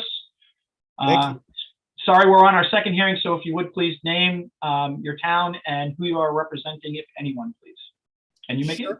I'm here to support LD 1827. My name's Matthew Bayless. I'm an adult use cultivator in South Portland. I'm a member of Maine Cannabis Industry Association Legislative Committee. And basically, the delivery bill came about for several different reasons. I think my main support of this was there were rumors of a delivery bill that was going to be submitted this session, which I believe it's not at this point. But the rumor was that there was going to be a delivery bill that was just for opt-in towns. And my reaction to a lot of other stakeholders to that was repulsive, because I think that would just cannibalize retail licensees. I mean, you gotta open the pool up. You can't just allow larger, better monetized firms to cannibalize sales in these small little cannabis deserts we have in adult use. We got a couple problems in adult use, right? Well, we have a lot of problems in adult use, and it's to be expected, and we're working through. We have a bottleneck at this municipal approval, this opt-in, and what a municipality does when they want to opt in is they're opting in to allow licensing of cultivation, manufacturing, or retail. They're not opting in to allow cannabis into its towns. So I know there's going to be a lot of pushback from municipalities being like, well, we're opt out. We don't want anything to do about it. No, you guys opted out of standing up a program to license operators. You didn't opt in or opt out of not allowing cannabis into your town. Right now, the industry is overproducing. I mean, I'm lucky enough to not be overproducing, and that I got in early, and I have a product that sells through at retail. Not a lot of cultivators are having that same success right now, and there's a ton of inventory sitting in adult use right now, and we continue to license cultivators. I think you can look at the data of like how much cultivation, square foot of cultivation in this adult use, and compare that to opt-in communities, look at their population, then look at the overall retail licensees. It's not hard to figure out this math. I mean, we're headed towards a brick wall with this. So delivery to opt-out towns and delivery to the whole state is, the best and easiest way to get this moving. Obviously, with life today, there are no easy answers to anything. I mean, this is gonna set off a lot of things. Will this give advantage to larger multi-state operators to come in and bowl over smaller operators? Yes, but we need to have this conversation. Delivery is being stood up in all other regulated states. I think it's an inevitability. I don't think there's really any other points I wanted to get across. I'm happy to take any questions. Thank you very much. Thank you, Mr. Bayless. Any questions from the committee? So if you could, Mr. Bayless, for me, just clarify, if I understood correctly, and I don't think I did, but you're saying that you would only support delivery if it's universal, not specific to towns. Does that mean that you would not support delivery wholeheartedly, but only if it's universal? Yeah, only if it's universal. I mean, it's gonna, if you're doing, if it's delivery just to opt in, you're gonna cannibalize retailers who are really, a lot of retailers are in the dark night of their soul already. I mean, we're barely into this market, and retailers are having problems. I mean, there's 20 in Portland. You stand up delivery just to Portland, it's going to be a feeding frenzy, and you know, it's not healthy. Yeah, it's not the way we should go. So just to be clear, and I want to make sure I understand it clearly, you'd rather not have delivery at all unless it's universal. Is that Absolutely. Yeah. Okay. If we're going to do delivery, it's got to be to the whole state. Gotcha. Thank you. Thank you for that clarification. Any other questions for Mr. Bayless? Okay, seeing none. Thank you, sir. Appreciate your time this morning. Thank you. Up next, we have Melina Dumas, and she will be followed by Alex McMahon. So ripping us. Melina, thank you. Welcome. And the floor is yours when you are ready. Thank you very much. Good morning, Chair Chiazzo and members of the Joint Standing Committee on Veterans and Legal Affairs. My name is Melina Dumas. I'm an attorney with the law firm of Drummond Woodsum in Portland, Maine. I'm here today on behalf of Maine Organic Therapy and one of the registered dispensaries in Maine, and Curaleaf Maine, which has several active and pending adult use licenses. We support delivery to customers in the adult use market from licensed adult use marijuana stores for a number of public policy reasons. So I'm testifying in support of LD 1827. As you all know, adult use marijuana is the only class of commercially available marijuana that is subject to mandatory testing and packaging and labeling requirements. We strongly believe that Mainers across the state deserve access to safe, consistently dosed marijuana and information about the products so that they can make educated choices as consumers. We also understand that many towns in Maine have made the decision not to allow adult use marijuana retail stores because of the land use impacts. This is an important decision and one that should be left to the municipalities. However, with only 10% of the towns in our state, mostly in southern Maine, opting in for adult use marijuana retail stores at this time, access for Mainers across the state has been adversely impacted. Authorizing existing adult use marijuana stores to also sell directly to consumers through delivery strikes a balance by respecting municipal decisions not to have a brick and mortar retail store in their community while providing adult use consumers across the state with access to safe, tested marijuana. We also support the language authorizing curbside delivery that I believe was added in an amended version of the bill that I saw on the website today, particularly during the pandemic, which unfortunately we still find ourselves in. This option provides important health and safety protections for customers and also the licensees and their employees. I believe the intent of, given the language of the bill and Representative Perry's introduction, is just to allow delivery from adult use marijuana stores. And that is what we support. I just wanted to flag that there could be issues if there were authorizations for other licensees to deliver products. The reason it should be subject just to adult use marijuana stores is that all the laws and regulations that we currently have in place related to the sale of marijuana are directly tied to retail stores. For example, 28B MRS 504 that's being amended contains provisions regarding products authorized for sale, specific prohibitions associated with the sale of marijuana to customers over the age of 21, methods for age verification, and tracking requirements up to the point of sale. The regulations flesh out these requirements further, addressing topics such as authorized hours for sales, packaging and compliant exit packaging, sales limits, discounts, and more. These regulations were all tailored to the existing authorized conduct of stores. And so amending the statute and the regulations would be a relatively simple fix with the existing regulations pertaining to sales still applying. So thank you in advance for taking these comments into consideration, and we do hope you will choose to authorize delivery from licensed adult use marijuana stores in Maine. Thank you. Thank you, Ms. Dumas. Representative Corey.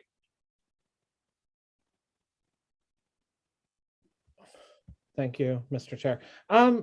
Just real quick. So I served on the committee a few years ago that rewrote the sort of whole adult use, law, and we had a lot of discussions surrounding this.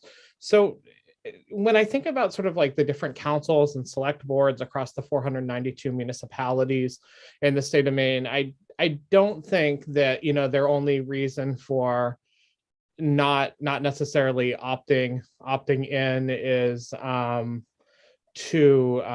because they don't want a brick and mortar presence. Do you know what I mean? In their community. I mean, there's various reasons. One reason could be that they didn't want to go through hiring a bunch of attorneys to write those, laws for their towns. Another reason could be that, they want a local option sales tax for marijuana. I don't agree with that, but a local option sales tax for marijuana to help them pay for, what could be, the ills associated with, cannabis use in their community, what they think that that might create. Another one could be that their select board just doesn't want their town users to use marijuana. I know that somebody can go to another town and purchase it and bring it back, but they could just have that overall bias. So there's a lot of reasons why these local decisions are being made, not necessarily so that they don't have brick and mortar, presences in their communities,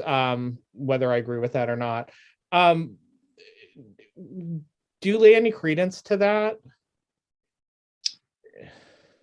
Oh, well, I certainly agree with you that there are certainly other factors that towns consider, and that whenever towns have introductory conversations and workshops about marijuana, a lot of these other concerns come into play. I mean, there's a lot to it, but I would say that delivery is happening in every community in Maine already through the medical marijuana market. And like you said, people can easily, it's a little bit harder for the adult use market to travel. As Representative Perry was saying, sometimes you have to, our state is really big, so you might be, if you need to go to Southern Maine from Aroostook County, it could be a really long drive. So in terms of having access to tested marijuana in this additional market, rather than you'd have to rely on delivery just from the medical marijuana program and be a patient, I think is something that customers across the state would appreciate. And I understand the concerns that you're raising, but the other issue is that delivery currently it's really difficult to see and to enforce.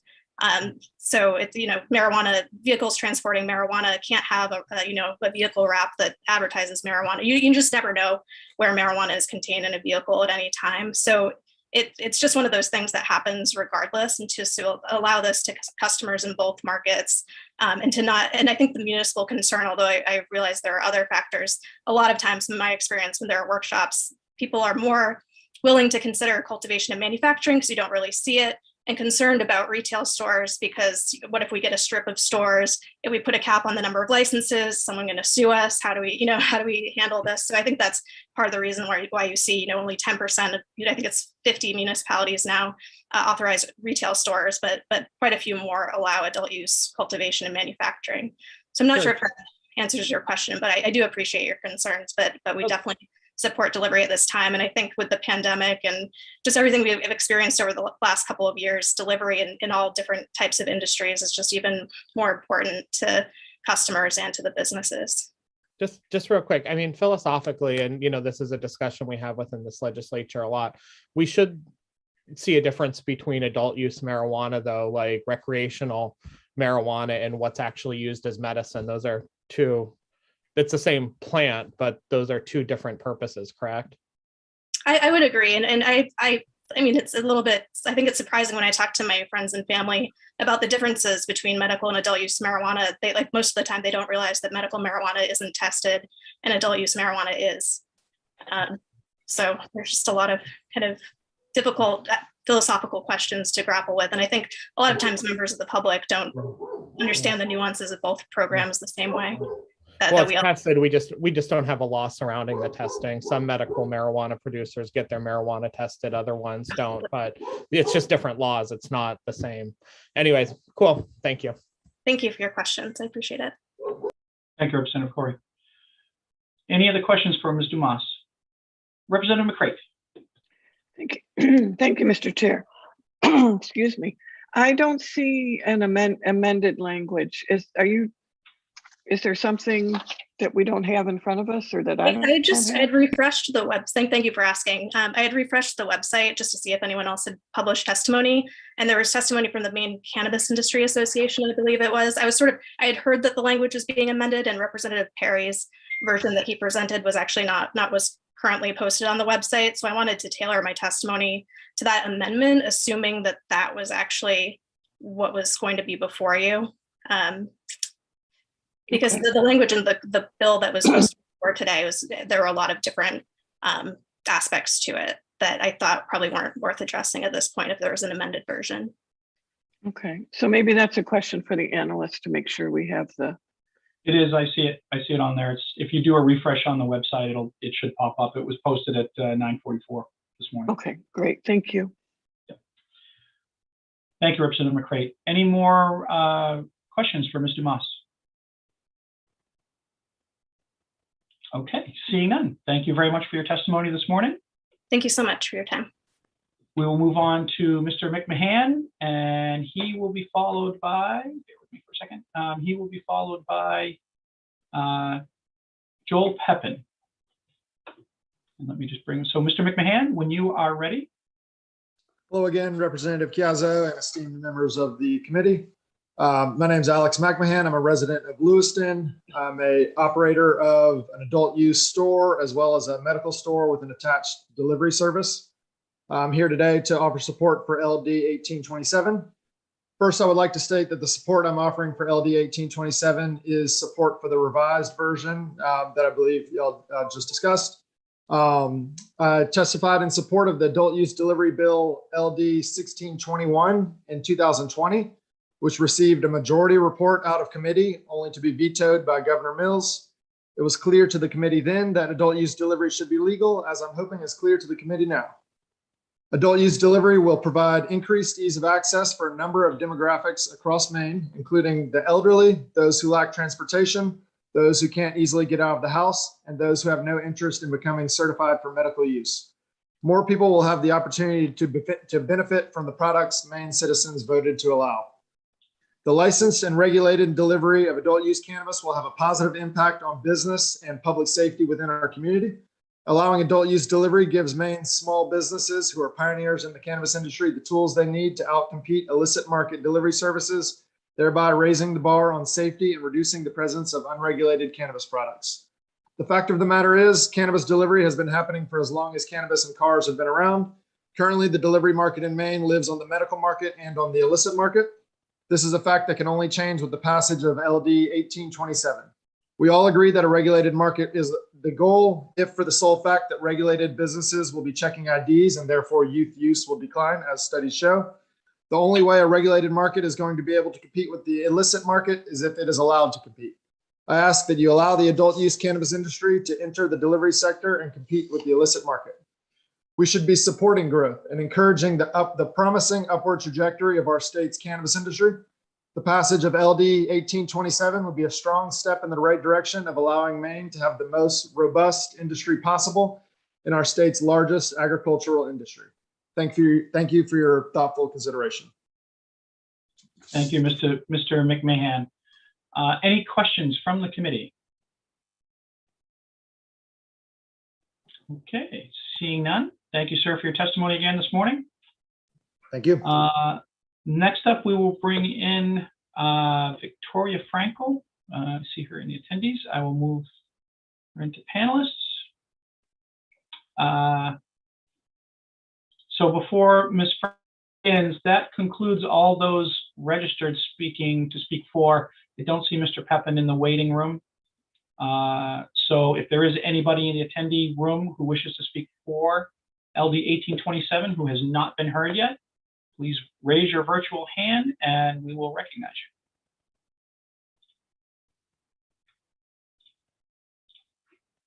you. Okay, seeing none, we will proceed to neither for nor against. So Ms. Frankel, when you are ready, please your name, town you are from, and the group you are representing, if anyone, please. And you can begin when you are ready. Thank you, Representative Chiazzo and members of the committee. My name is Victoria Frankel. I'm in Portland, Maine. I'm a registered nurse and a certified specialist in poison information at the Northern New England Poison Center, who I'm representing today. And I'm here to testify neither for nor against LD 1827.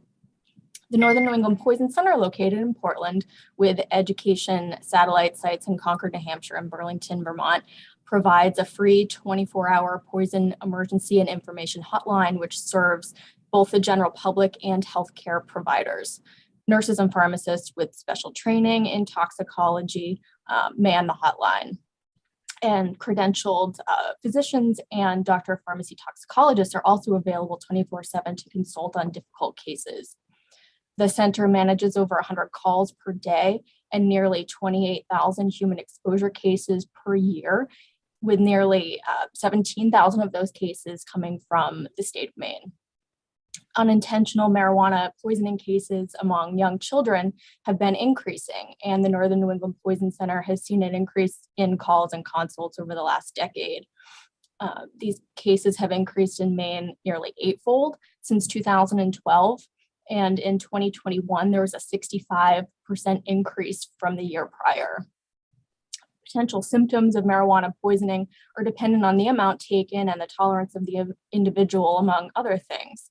In children, we can see drowsiness, lack of coordination, difficulty walking, anxiety, agitation, increased heart rate. And in a severe enough case, we can see seizures and severe drowsiness that actually requires a ventilator for the child to be able to breathe. Over the past 5 years, the Northern New England Poison Center has managed 118 unintentional marijuana poisonings in Maine children between the ages of birth and 5. About 45% of those exposures caused serious symptoms and in some cases required a hospital admission. With that said, we're concerned that the legislation before you today as drafted has the potential to increase that number.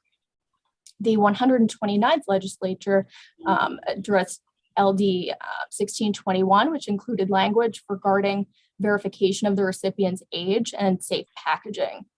Verification of the recipient's age would ensure that the product is handed to the recipient directly rather than left on a doorstep or potentially with a child. We would urge the committee, should it move forward with this legislation, to amend the bill to include similar language. Unintentional poisonings are largely preventable with safe packaging and storage. With that said, if the committee decides to move forward with this legislation, we would ask that language be included that addresses safe, child-resistant packaging and verification of the recipient's age. Thank you for your time, and I'd be happy to answer any questions that you have. Thank you, Ms. Frankel. Any questions from the committee?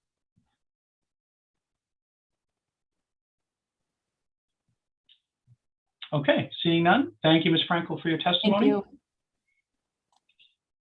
Up next, we'll have Jim Hamilton in, as he is also listed as neither for nor against. So, Mr. Hamilton, when you are ready. Hey, my name's Jim Hamilton. I'm from Portland, Maine. I've got a couple businesses, Grassroots Marijuana and Grassroots Marijuana Shop, both adult use cultivation as well as retail.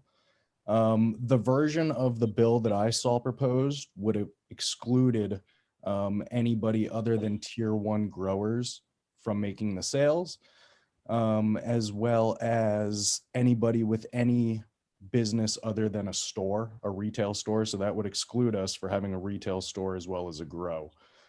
I just wanted to make sure that if that was the proposed language, that you realize I am the little guy. So the intent is of the original bill was to help the small businesses, give them a leg up.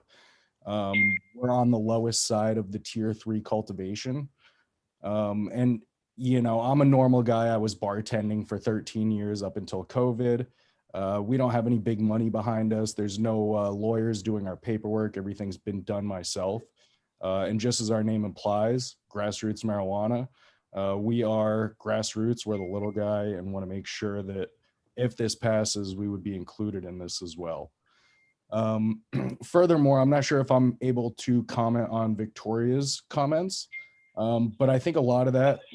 Sir, you're not. You need to keep the testimony to your position on the bill. So Okay. Unfortunately, you just limit it to that. That would be appreciated.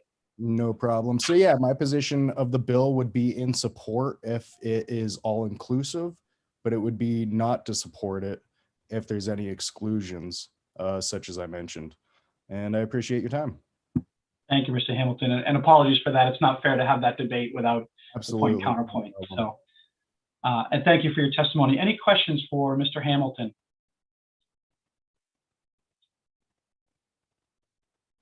Okay, seeing none. Thank you, sir, for your testimony. Thank you. All right. I see Mr. Pepin is back in the attendee room. He was listed as speaking for, so I will bring him in at this time.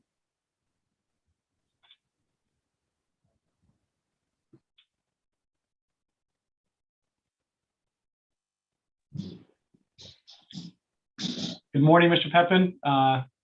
Thank you for rejoining us. Sorry, we're moving a little too fast for you to snuck out on us. So the floor is yours if you'd like. Yeah, thank you. Thank you, Mr. Chair. Joel Pepin, Jar Cannabis Company, speaking in support of the delivery bill, specifically a version of the bill that has two key components, in my opinion, in which I support. One being adult use delivery being allowed by only adult use licensed retailers. And the second key point of the version I support is delivery to any municipality across the state of Maine. I do think there's a lot of other things to discuss that could potentially be handled during rulemaking in terms of security, different measures to ensure the safety of deliveries, the safety of the staff that are delivering, the record keeping. I think there's a lot of stuff that we could get into. And I think a good amount of that would be addressed in a high level at legislation, but a lot of the details I would guess would be addressed through rulemaking. So I'm speaking in support. Thank you. Keeping it short. Thank you, Mr. Pepin. Much appreciated. Brevity is never lost on this committee. Any questions for Mr. Pepin? Okay, seeing none. Thank you, sir, for participating again this morning. So that concludes those listed as speaking for and neither for nor against. If there's anybody in the attendee room who wishes to speak either for or neither for nor against, please raise your virtual hand and you will be brought in. Otherwise, we will proceed to those speaking against.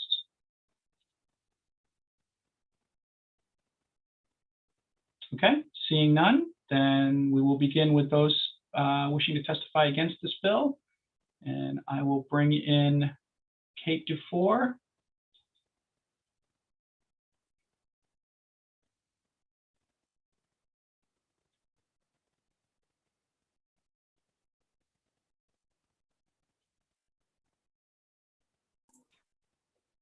Thank you, Mr. Ford, and apologize for taking it out of order. I appreciate your flexibility today. We're still learning how to walk.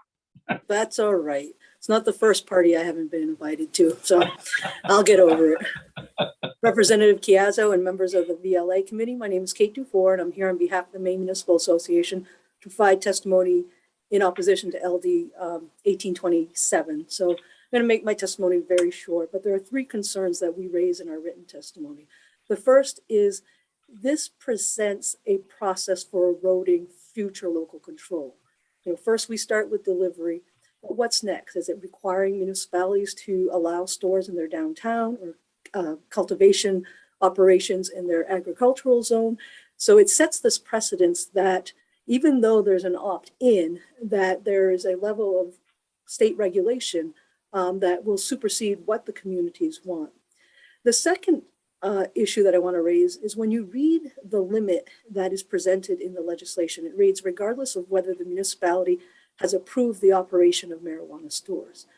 I think this represents a misconception or understanding of what local government is. It's not a municipality. It's not necessarily a board of selectmen or a council. It's the residents. Ultimately, the legislative body is the town meeting. It's the people in the community who want to decide and have the discretion to decide what their communities are going to look like. So sometimes it's incredibly easy to say, oh, it's just the municipality. But what we're talking about is the fact that there are people in our communities that want decisions to be made according to their interests. So we fear that in some part, this bill is not only limiting of local control, but of the will and the desires of Maine residents. And we point to the law that implemented legalization of adult use, and that it recognizes the fact that the state, when voters voted in 2016, were nearly divided on the issue. This was a narrowly enacted legislation or initiative. And so it's important that that underlying legislation honor that and the commitment to the communities and its residents to allow them to decide whether or not any element of this new industry will take place within their municipal boundaries. So again, we ask you to oppose LD 27 as honoring that commitment. And I thank you for your time and answer any questions you might have. Thank you, Mr. Dufour, and thank you for your understanding and patience with us. Representative Corey. Thank you, Mr. Chair. It's funny, like I remember sitting on that committee and remembering sort of that close sort of electoral, victory. It was like less than 0.5%, right? It was very, very small amount, or maybe it was about 1%. But that's what the voters decided, and that's what I think that the legislature tried to honor.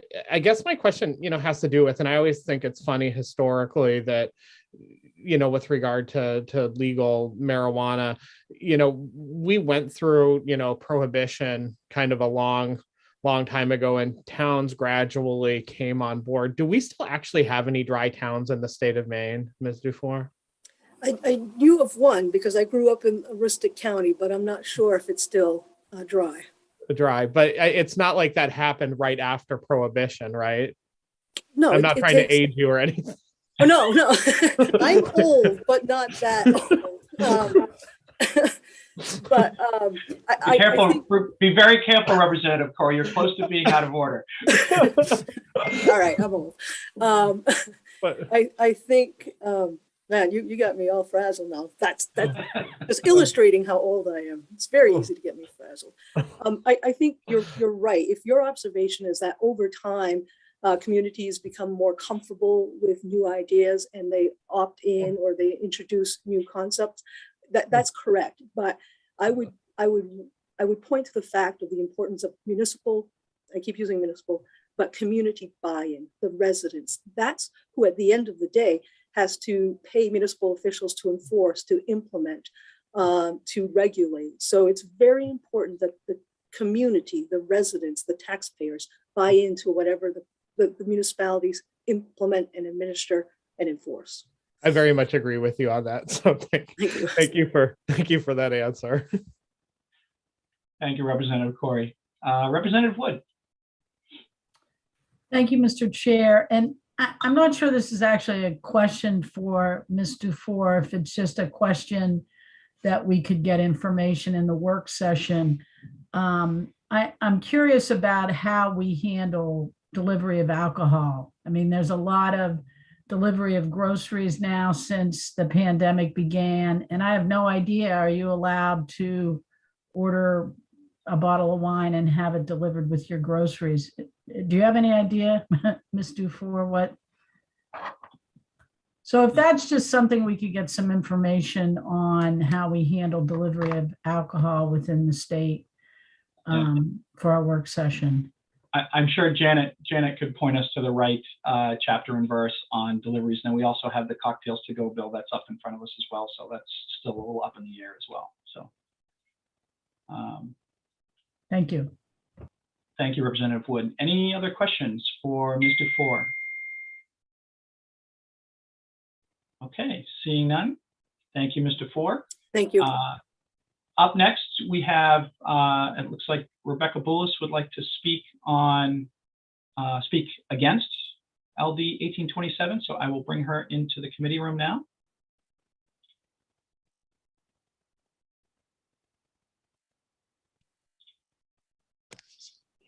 Good morning, Representative Chiazzo and distinguished members of the Joint Standing Committee on Veterans and Legal Affairs. My name is Becca Bolus. I'm a resident of South Portland and Executive Director of Maine Public Health Association. Thank you for allowing me to speak on this bill. I wasn't sure if I'd be able to join the hearing, and I'm grateful to you for letting me sneak in.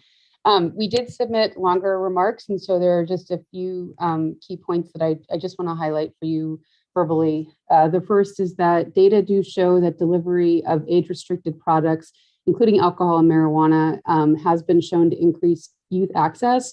And some of those challenges have to do with the product being left on a back porch, the driver not checking IDs or not checking them properly. And so there are some challenges with delivery in terms of ensuring that youth do not access these products. The second is that delivery of products like alcohol and marijuana do pose challenges to enforcement and compliance. We provided information about that for 1751, and the same has been shown to be true for marijuana. And then unlike alcohol, and this is probably one of the more significant points, is that unlike alcohol, there is no equivalent responsible server training for marijuana. So with alcohol, there are education courses that are provided to people who are in a position to be serving to others. And we don't have that same training for marijuana. And so that can also increase risk for serving it to somebody who should not be able to be receiving it. So those were just the 3 key points that I did want to highlight. We do oppose this legislation for those reasons. And if you do have any questions, I'm happy to answer them. And I can also be available for the work session. So thank you very much. Thank you, Ms. Poulos. And I apologize, I may have missed at the beginning. Could you please state where you're from and who you're representing, if anyone? Yes, of course. I live in South Portland and I am Executive Director of Maine Public Health Association. Thank you very much. Sorry, you may have said that. I missed it. My Oh, apologies. that's fine. No problem. Any questions for Ms. Poulos?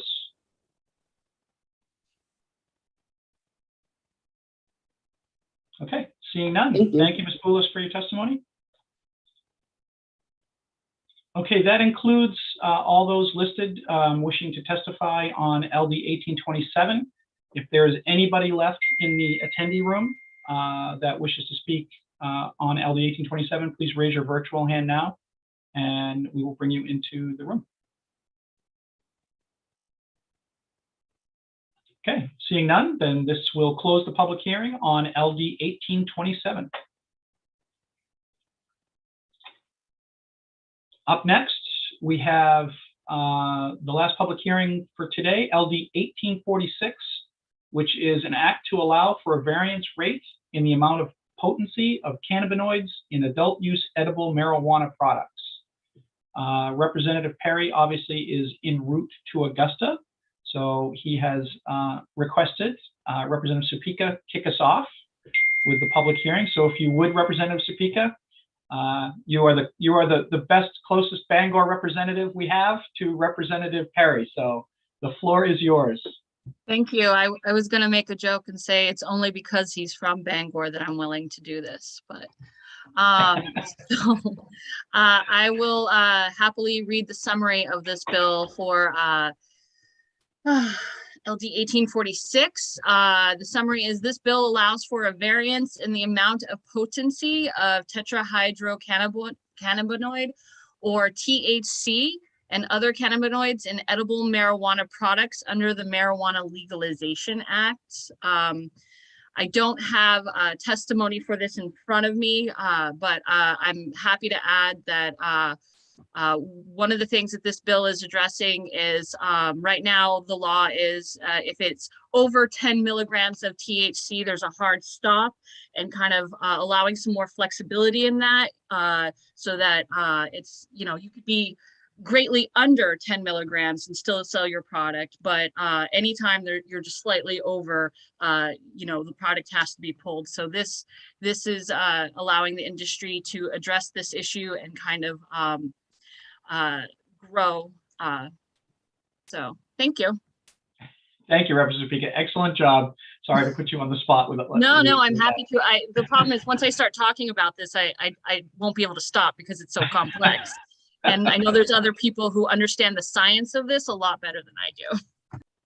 Absolutely. President, I agree with you 100%. That's why we have these, so we can listen to those area experts for sure. I will ask the committee if they have any questions for Representative Suppica, even though it's not her bill and she's doing us a solid by presenting. So, okay, everybody's in a good mood today. So no questions, Representative Suppica. Thank you for that.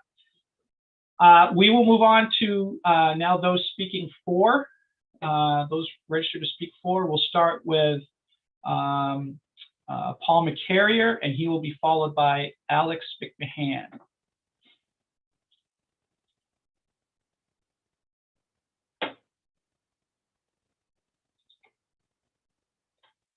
So, Mr. McCarrier, I think there you are. You are in.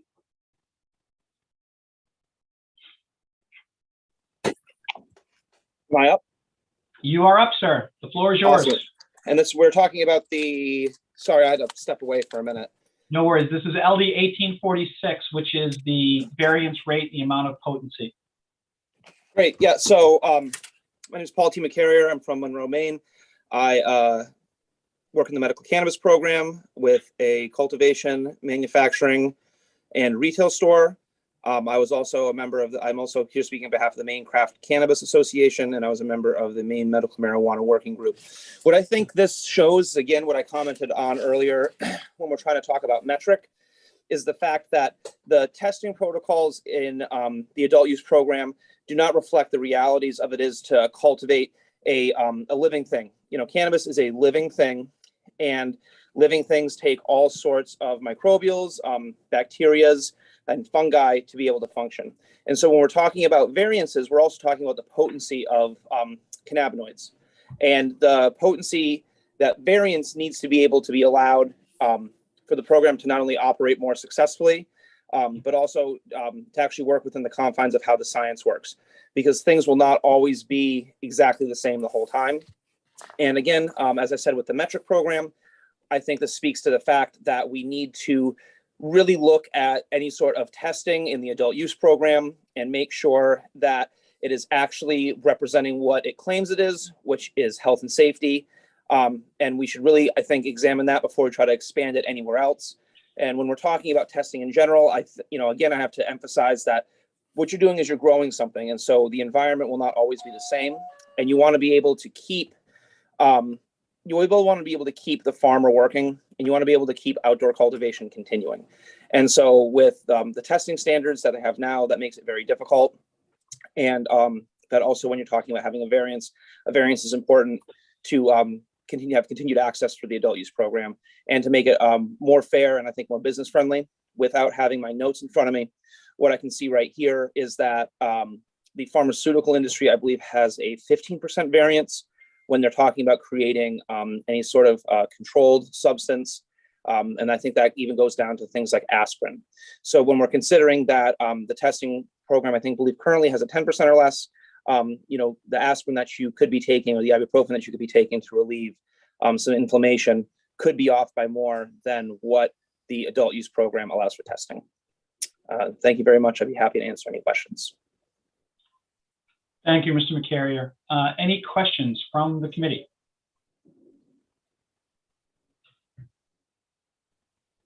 Okay, seeing none. Thank you, sir, for your testimony for us this afternoon, or this morning, excuse me. Up next, we have Alex McMahon. Thank you, sir. When you are ready, the floor is yours. He will be followed, by Joel Pepin. Joel is here. I will bring him back in again. So, Mr. McMahon, you have the floor when you are ready. Thank you, Representative Chiazzo, and members of the Committee on Veterans and Legal Affairs. Thank you for hearing me for the third time today. I appreciate it. I'm here again to offer support for LD 1846. As an owner of an edibles manufacturing facility, I understand the importance of safe and accurate dosing. Formulation of edibles is a precise science, and no matter how consistent and accurate you are, there will always be a small degree of variance. This fact has been understood by the legislature and the Office of Marijuana Policy since the beginning, and an acceptable variance has been defined in the rules already. Currently, total cannabinoid content stated on packaging may not be more than 10% less or 10% greater than actual cannabinoid content. This is a reasonable range that would cause no noticeable difference or change in effects for the consumer. The problem lies with a small contradiction in the rules that I believe may have been unintended, where THC content may not exceed 10 milligrams per serving and 100 milligrams per package. Although one would assume that this maximum content would allow for the acceptable 10% variance, it does not. Right now, if an edible is produced that is 100.1 milligrams, it is not allowed according to the rules because even though it is within the 10% variance, it is over the 100 milligram maximum. LD 1846 is a quick fix to this, what I believe is an unintended dilemma. Thank you for your time and consideration. Thank you, Mr. McMahon. Any questions? Sorry, Senator Hickman. Thank you, Mr. Chair. Oh, I may mute this so you can't hear it. Sorry. You're a little quiet, sir. We can barely hear you. Testimony. I'm wondering if you can tell me how the current statute is enforced, if it's enforced at all. I'm not actually positive. So currently I operate in the medical sector for edibles manufacturing. We are working on getting online for adult use, and I believe we will see how exactly the mechanics work for that when we enter the adult use market. Thank you. Thank you. Thank you, Senator Hickman. Representative Supika. Thank you. I apologize.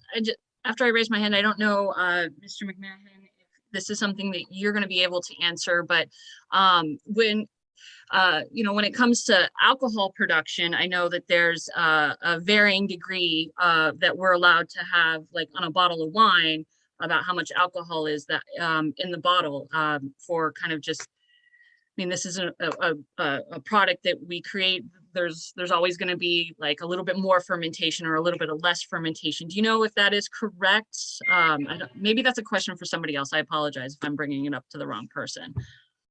I'm not positive, but I would be pretty certain that there is an acceptable variance for alcohol. Like Mr. McCarrier mentioned earlier, there's an acceptable variance for pharmaceuticals, and typically the trend is that cannabis is more highly regulated than alcohol and a lot of these other industries. So I don't know for a fact, although I would assume that the answer to that is yes.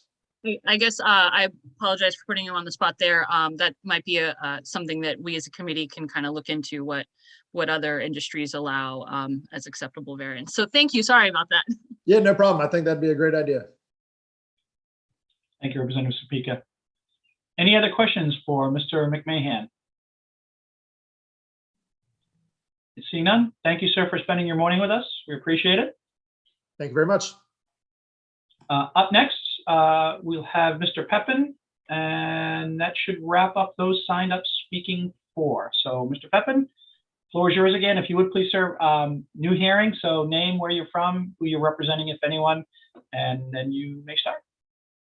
Thank you, Mr. Chair. Joel Pepin, Jar Cannabis Company, resident of Standish, Maine, also speaking as president on behalf of the Maine Cannabis Industry Association.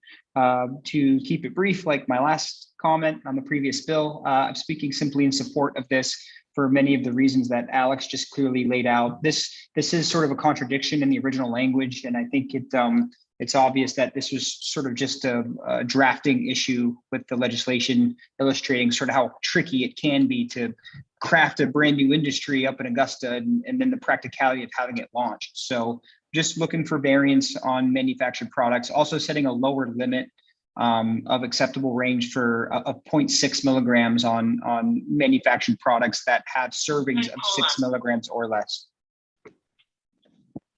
So I'm speaking in support. Thank you very much. Thank you, Mr. Pepin. Love the brevity as always. Direct and to the point. Any questions from the committee?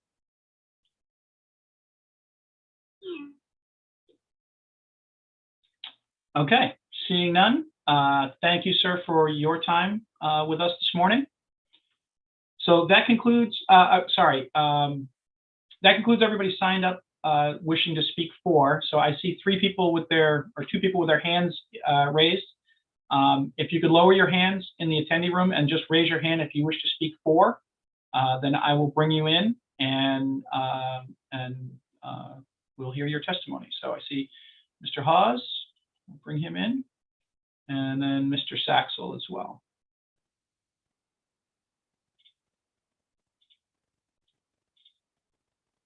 Oh, he keeps moving around on me. Hold on a second here.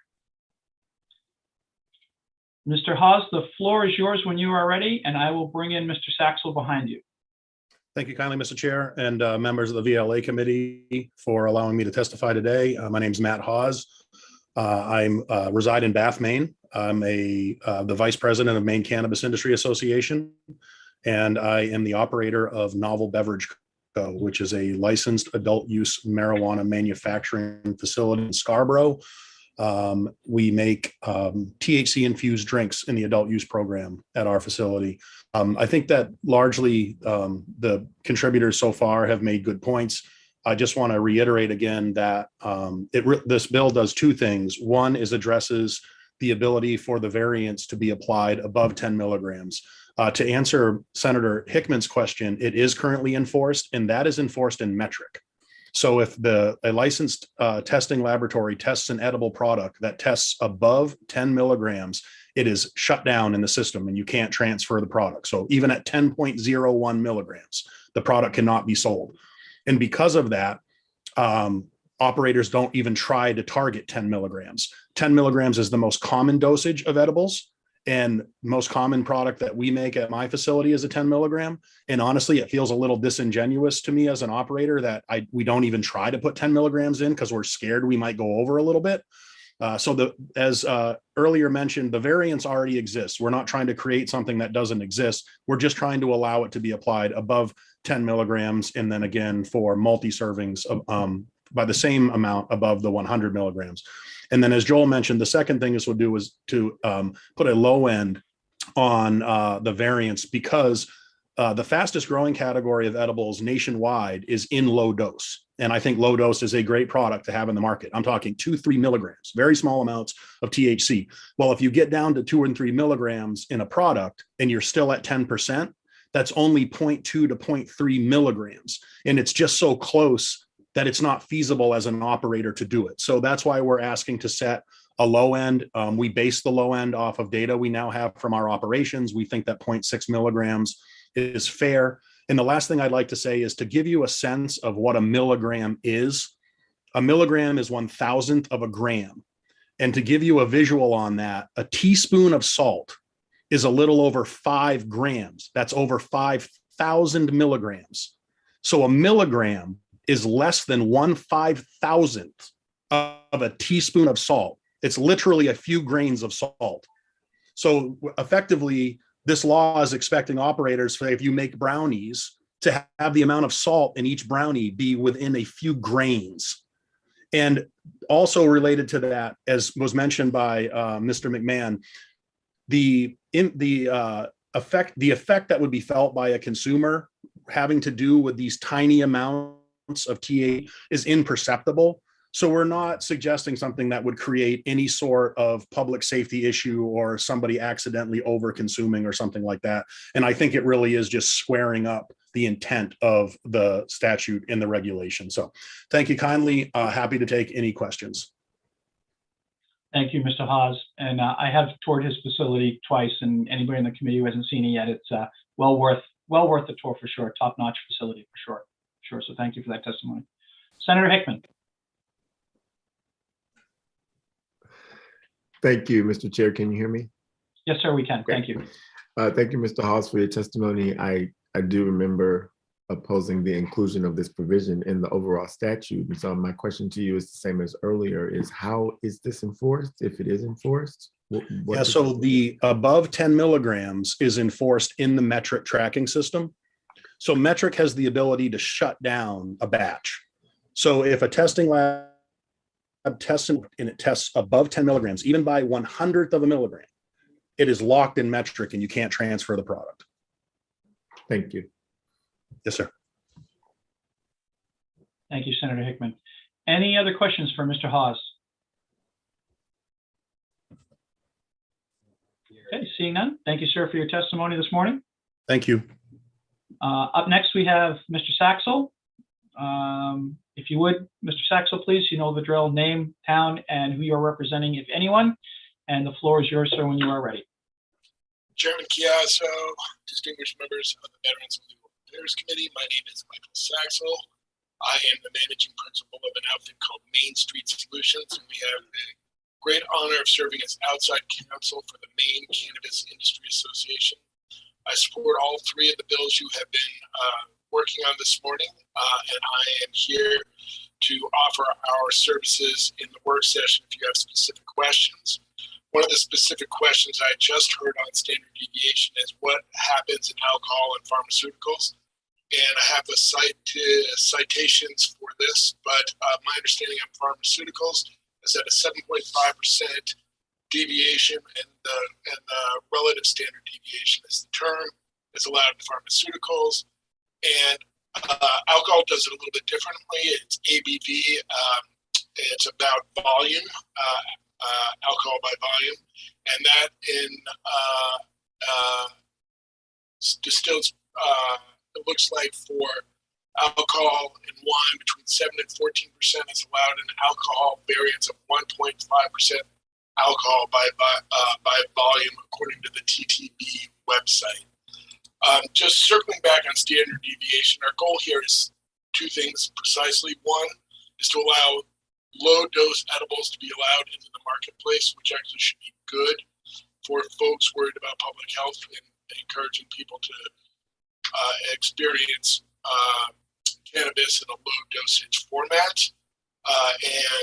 The OMP seems to agree with us since they've included in their rules allowing deviation under 10 milligram products. The statute does not allow them the similar deviation for over 10 milligrams. And this corrects that and allows for a 10% deviation or 1 milligram per serving of a 10 milligram product.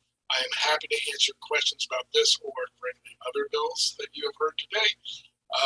And will be available for the work session if you don't have questions. Thank you, Mr. Saxel. Any questions from the committee? Okay, seeing none. Thank you, sir, for your testimony this morning. Okay, so that concludes those wishing to speak for.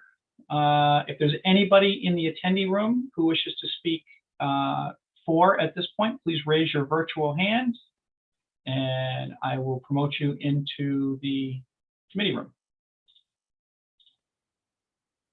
Okay, seeing none, then we will, I don't see anybody listed for against.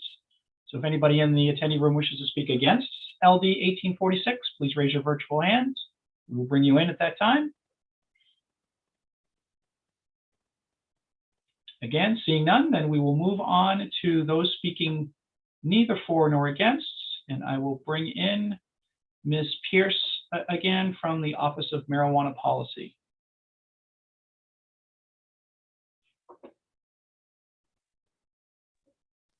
Good morning. Good morning again, Ms. Pierce. Yes, we can hear you fine. Thank you. Thank you very much. All right. Whenever you are ready. Thank you. Representative Chiazzo, members of the Joint Standing Committee on Veterans and Legal Affairs. I am still Gabby Bear V. Pierce, the Policy Director for the Office of Marijuana Policy, and I'm here before you today to provide testimony on behalf of our office, neither for nor against LD 1846. Essentially, this bill builds into the adult use marijuana program a bit of flexibility around the upper potency limits for edible marijuana products. That flexibility comes in two places. First, it clarifies the department's authority to allow in our rules an accounting by marijuana testing facilities for their individual in-house variants, known within the testing industry as lab uncertainty. Second, it allows edible marijuana products manufacturers up to 1 milligram of variance in excess of the current hard potency cap in statute of 10 milligrams per serving of an edible marijuana product for a total variance of up to 10 milligrams per multi-serving package of edible adult use marijuana. To be clear, our program, in coordination with our colleagues at the Maine CDC's Marijuana Testing Facility Certification Program, already permit our certified and licensed marijuana testing facilities to account for their lab uncertainty in reporting potency results to licensees. This means that testing facilities are already using their standard known lab uncertainty when they determine whether an edible marijuana product passes or fails testing for potency.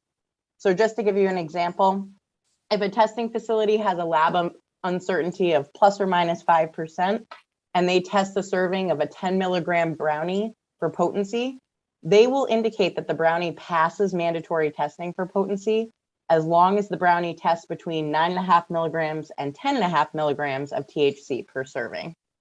Accounting for this lab uncertainty is within our statutory mandate to implement regulations that reflect the best practices generally used within the marijuana industry. It is that variance beyond lab uncertainty that we have found ourselves unable to address through rulemaking under the current statutory program requirements. We read the potency limits in subchapter 7 of the Marijuana Legalization Act as hard and fast limits that we do not have the authority to expand by policy. You've heard from products manufacturers today who've explained the challenges of this hard limit as they attempt to manufacture products with the maximum allowable THC. As always, we thank you for your careful consideration, and I'm happy to answer any questions you might have. Thank you, Ms. Pierce. Any questions from the committee? Okay, seeing none. Thank you again for your time. Sorry to make you, oh, sorry, Ms. Wood, Representative Wood, apologies. Sorry, Mr. Chair, I'm slow on the button. Okay. So, Ms. Pierce, now I am confused because you're saying that they're already allowed to do what they're asking to do, is how I interpret what you said. What I would say is that the testing facilities are already allowed to account for the variance that is assigned to them in this bill. So that is already taken care of through the rule and through the flexibility we think we have in the rulemaking requirements around marijuana testing facilities and certification. Lab variance is or lab uncertainty is a really common practice. It's accounted for on the certificate of analysis for a test. So they'll tell you basically what their margin of error is for reporting their results. But it's that hard cap at 10 milligrams per serving for an edible and 100 milligrams per package that we don't feel we have any rulemaking authority to expand upon for variance. So there's two different kinds of variance in this bill. Okay. Okay, thank you. Thank you, Representative Wood. Any other questions for Ms. Pierce? Thank you. All right, seeing none, look forward to seeing you at the work session. Thank you. Okay, so I believe that concludes all those signed up to speak for LD 1846. If there is anybody else in the virtual attendee room that wishes to speak on LD 1846, please, and who hasn't yet, please raise your virtual hand and I will bring you into the committee. Okay, seeing none, then we will close the public hearing on LD 1846. That pretty much wraps up our public hearings for today. Sam, did you have anything you need from us or you want to add before we wrap it up? No? I'm all set. I will note for the committee members that I did make note of all of your information requests during these last 3 hearings. So we will get the information you asked for.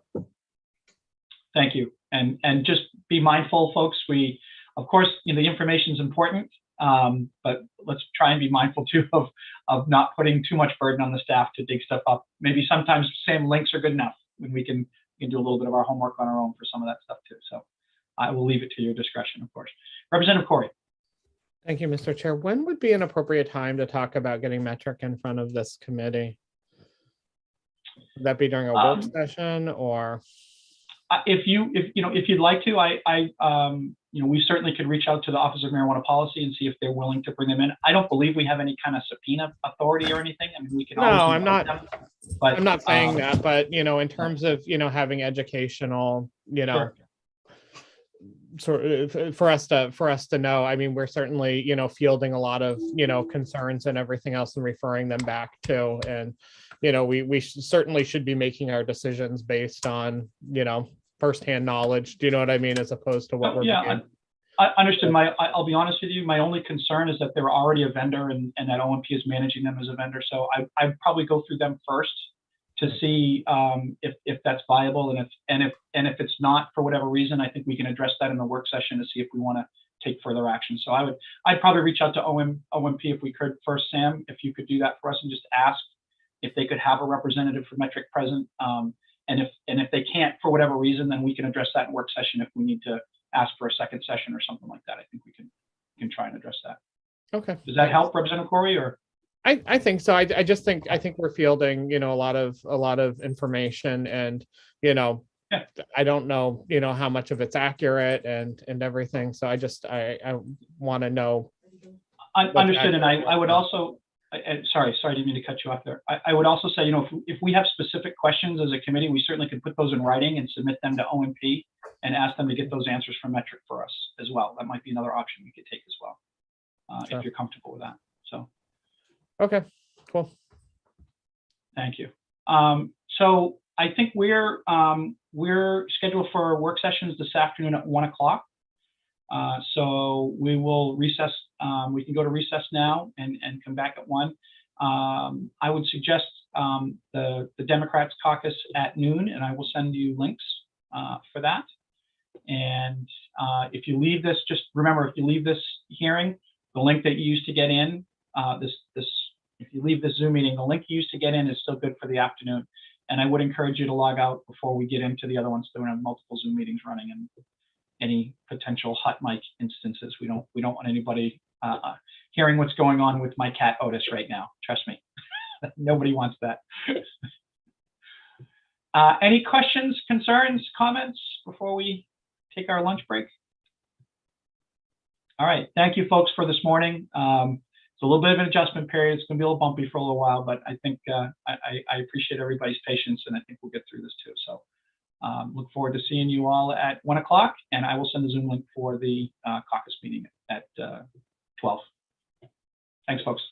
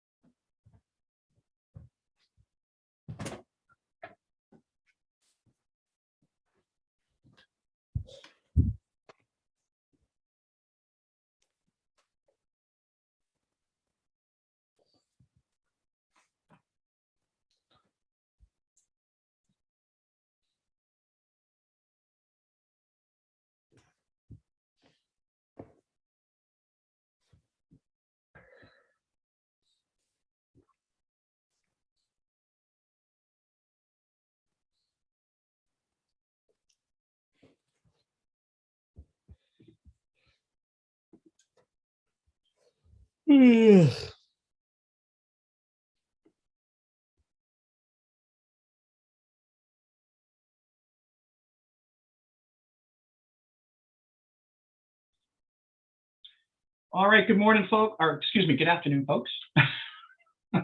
Welcome back. We are going to start our work session schedule for this afternoon. So I've got let's see if we get everybody here first. 1, 2, 3, 4, 5, 6, 7. Now we have 7 and a senator, so we can get going. So I will start off with some announcements. So I am Representative Chiazzo. I will be presiding over the work session, the Joint Standing Committee on Veterans and Legal Affairs. The purpose of this meeting is for the committee to receive information from staff and others in order for members to consider the legislative proposals before them and make recommendation or reports to the legislature. Only committee members, the committee analysts, and those specifically invited to attend will be participating in the work session using Zoom. For members of the public wishing to observe this meeting, it is being live streamed on the committee's YouTube channel and will also be recorded for viewing after this meeting is concluded. We're also broadcasting the audio of this meeting on the legislative website, www.mainelegislature.org. The YouTube live stream of this meeting, which is accessible to the public, begins at the scheduled start time for the work session and will remain on until the end of the day's work. If your video or audio is on, even if the committee is not then in active session or is on a break, the public can see and hear you.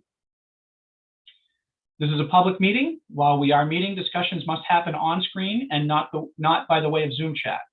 You may use the chat to request to speak or indicate that you are having a technical issue or to indicate that you are momentarily stepping away from the screen. However, you are not to use the chat feature for substantive discussion. If you're having technical difficulties, please contact the committee clerk, who will try to help resolve the problem, or contact the Legislative Information Technical Office if necessary.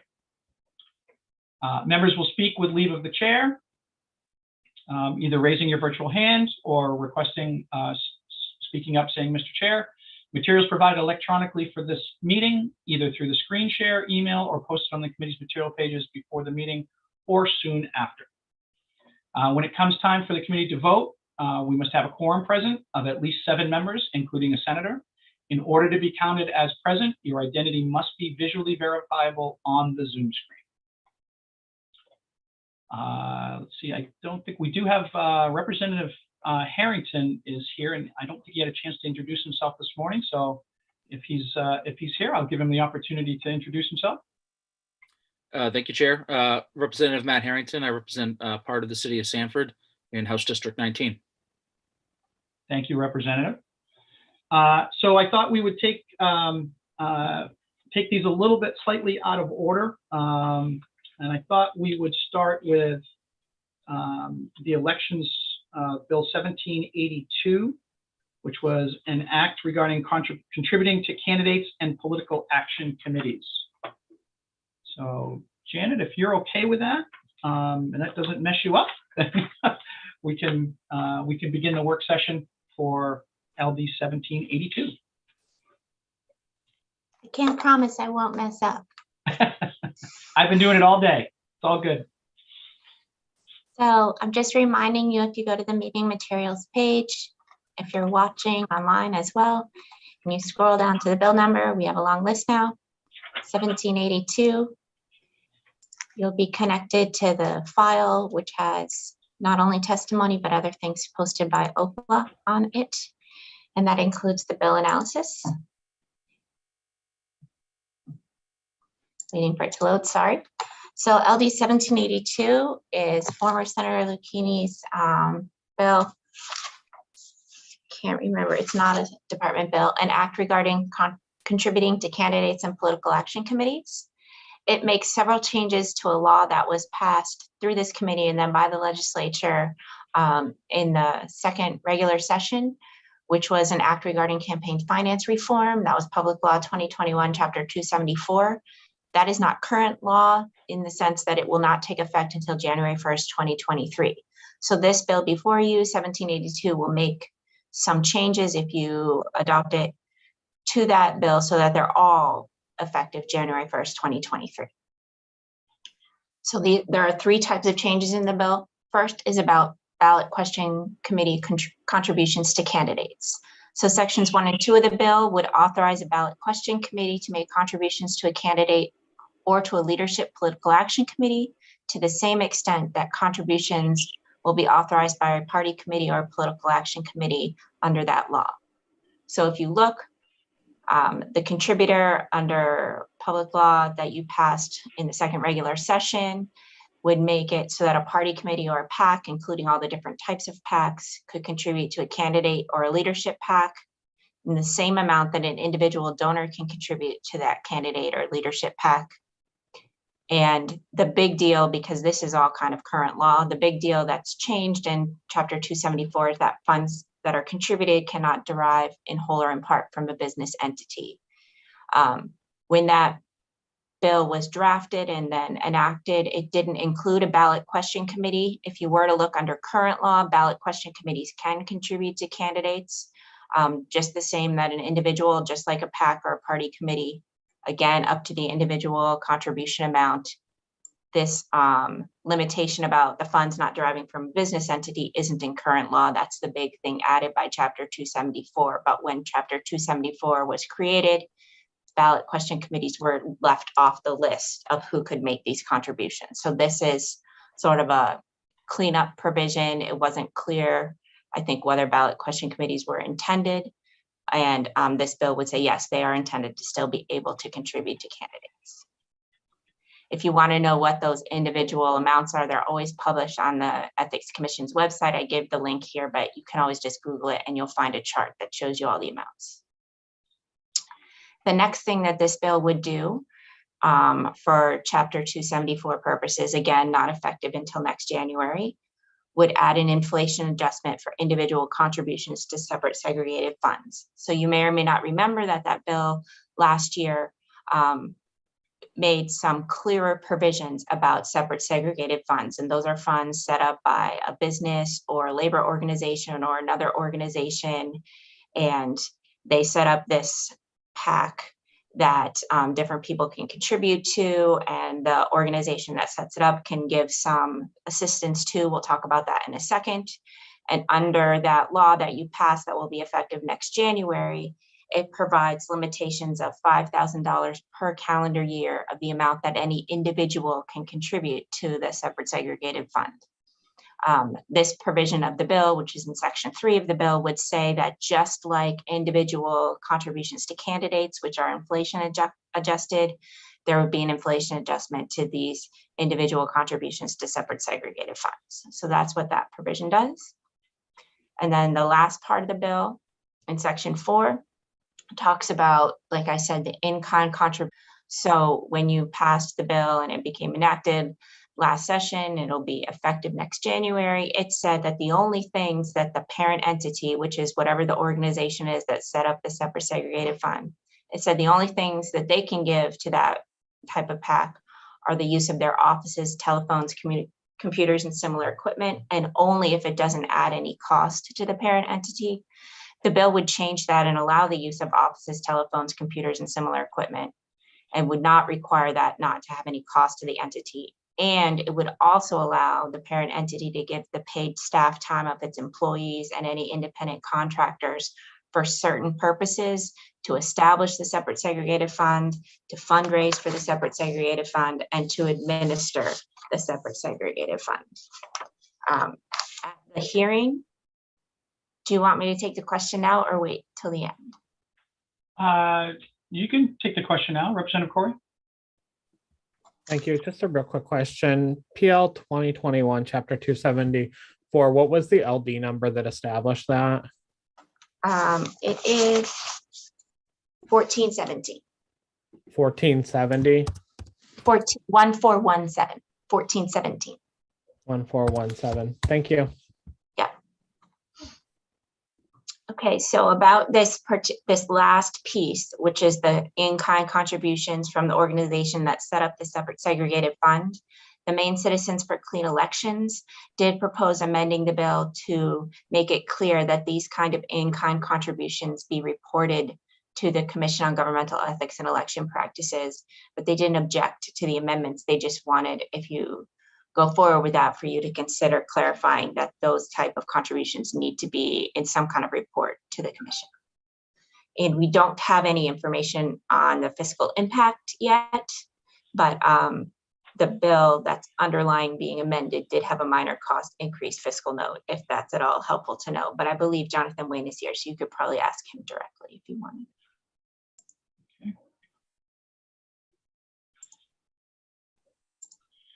Thank you, Janet.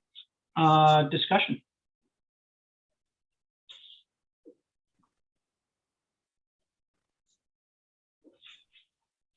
I guess I've got a question. Sorry, I've got a question for Director Wayne, but Representative Riley, go ahead. Sorry, that was I accidentally hit that button. Okay. To raise my hand. No worries. I'm going to bring Director Wayne in. You can answer the question that was raised earlier.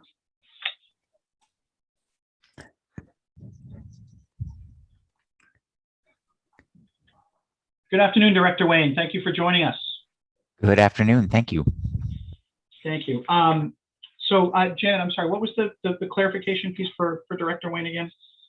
I didn't know if he had any information on the fiscal impact. I was just saying we don't have that information yet. Gotcha. Yeah, there would be no fiscal impact from this. This is just clarification on the law, and it just wouldn't impact our operations or our costs or anything. So there's no fiscal impact. Perfect. Thank you.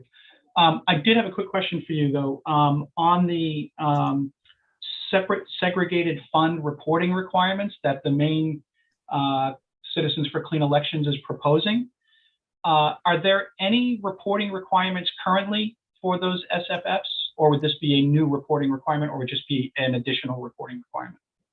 So the separate segregated fund is a kind of PAC under current law. So they have to file reports just like any other PAC. So if they receive whatever cash or in-kind services they receive under current law, they would have to report that. So that includes the value of the offices and the equipment that they're given, or any staff time that they're given from the entity that formed the PAC. They would have to report that.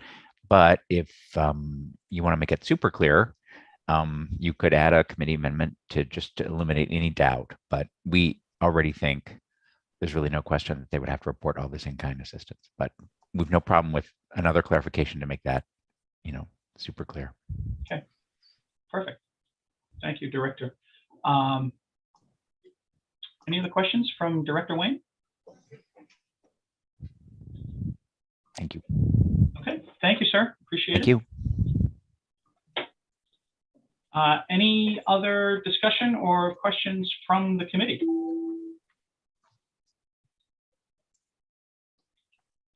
Senator Farron. Thank you, Mr. Chair. I realize that this is a housekeeping bill and trying to get some clarification for the folks over at ethics. But however, I was opposed to 1417. And due to that, I'll most likely be voting in opposition to this bill as well. Okay, understood. Any further discussion?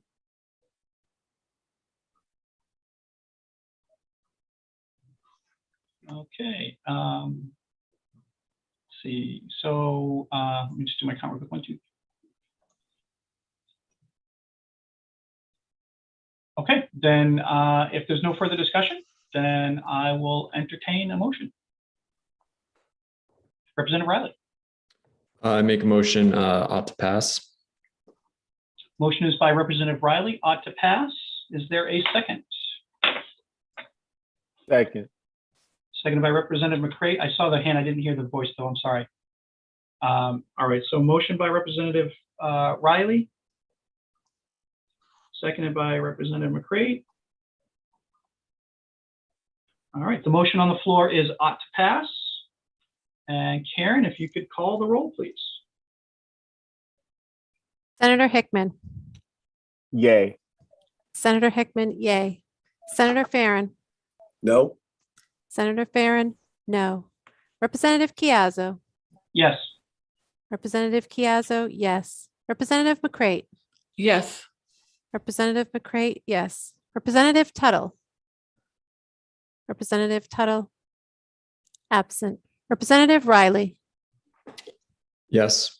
Representative Riley, yes. Representative Supika. Yes. Representative Supika, yes. Representative Wood. Yes. Representative Wood, yes. Representative Kinney. No. Representative Kinney, no. Representative Harrington. No. Representative Harrington, no. Representative Corey. No. Representative Corey, no. Representative Dolph. Representative Dolph, absent. 2, 3, 4, 5, 6. Mr. Chair, 6 in favor of the motion, 4 members opposed to the motion, and 2 members absent. Janet. Just clarifying the minority report is ought not to pass. Yes. Correct. Thank you. The ought to pass has it 6-4 to 2. And so we will, that's a vote. We will close out the work session for LD 1782. Thank you, folks. Up next, get my schedule on here. Up next, let's move on to, if we could, Janet, LD 1745, which is an act to amend laws governing gambling control board. I believe this was a department. Sorry? That one's me. Oh, Sam. Sorry, Sam. I apologize. No worries.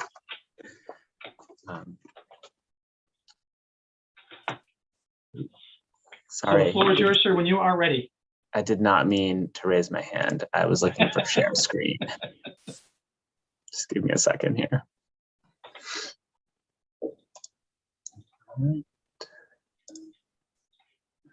All right. Can everybody see that? Yes, sir. And I'll make it a little bigger.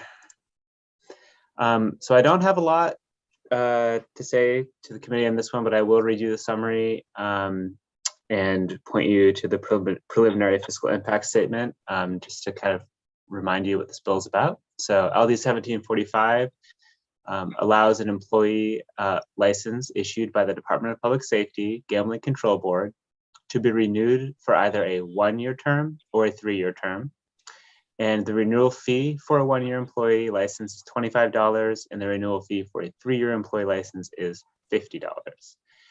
And as it says in the summary, I just want to highlight that this bill only refers to the renewal of licenses, so not a first-time license. And I provided some information for the committee on just who these licenses apply to and where the fees go. And I won't walk you through that unless you have questions. And then one thing that came up at the public hearing was what the fiscal impact of this bill would be. So I'm going to switch to the preliminary fiscal impact statement that we received. Can everybody see that still? Yes. All right. And so as you can see, here's the preliminary fiscal impact information, and I believe the numbers in parentheses refer to a amount saved. And I know that the director's here to answer any questions the committee might have about how this impacts their revenue. And that's all I have for you, unless you have questions. Thank you, Sam. Any questions for Sam? Okay, discussion? Senator Farron.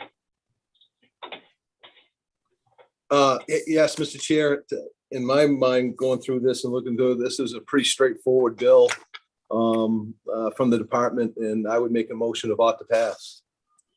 Second. All right, motion by Senator Farron as ought to pass, seconded by Representative Riley. Discussion. I would just say I agree. I think it's pretty straightforward. Don't seem to be too many challenges with this one. Looks like the revenue's a wash as well. So, okay, no further discussion. Then Karen, when you are ready, please call the roll. Senator Hickman. Yay. Senator Hickman, yay. Senator Farron. Yay. Senator Farron, yay. Representative Chiazzo. Yes. Representative Chiazzo, yes. Representative McCrate. Yes. Representative McCrate, yes. Representative Tuttle. Representative Tuttle, absent. Representative Riley. Yes. Representative Riley, yes. Representative Supika. Yes.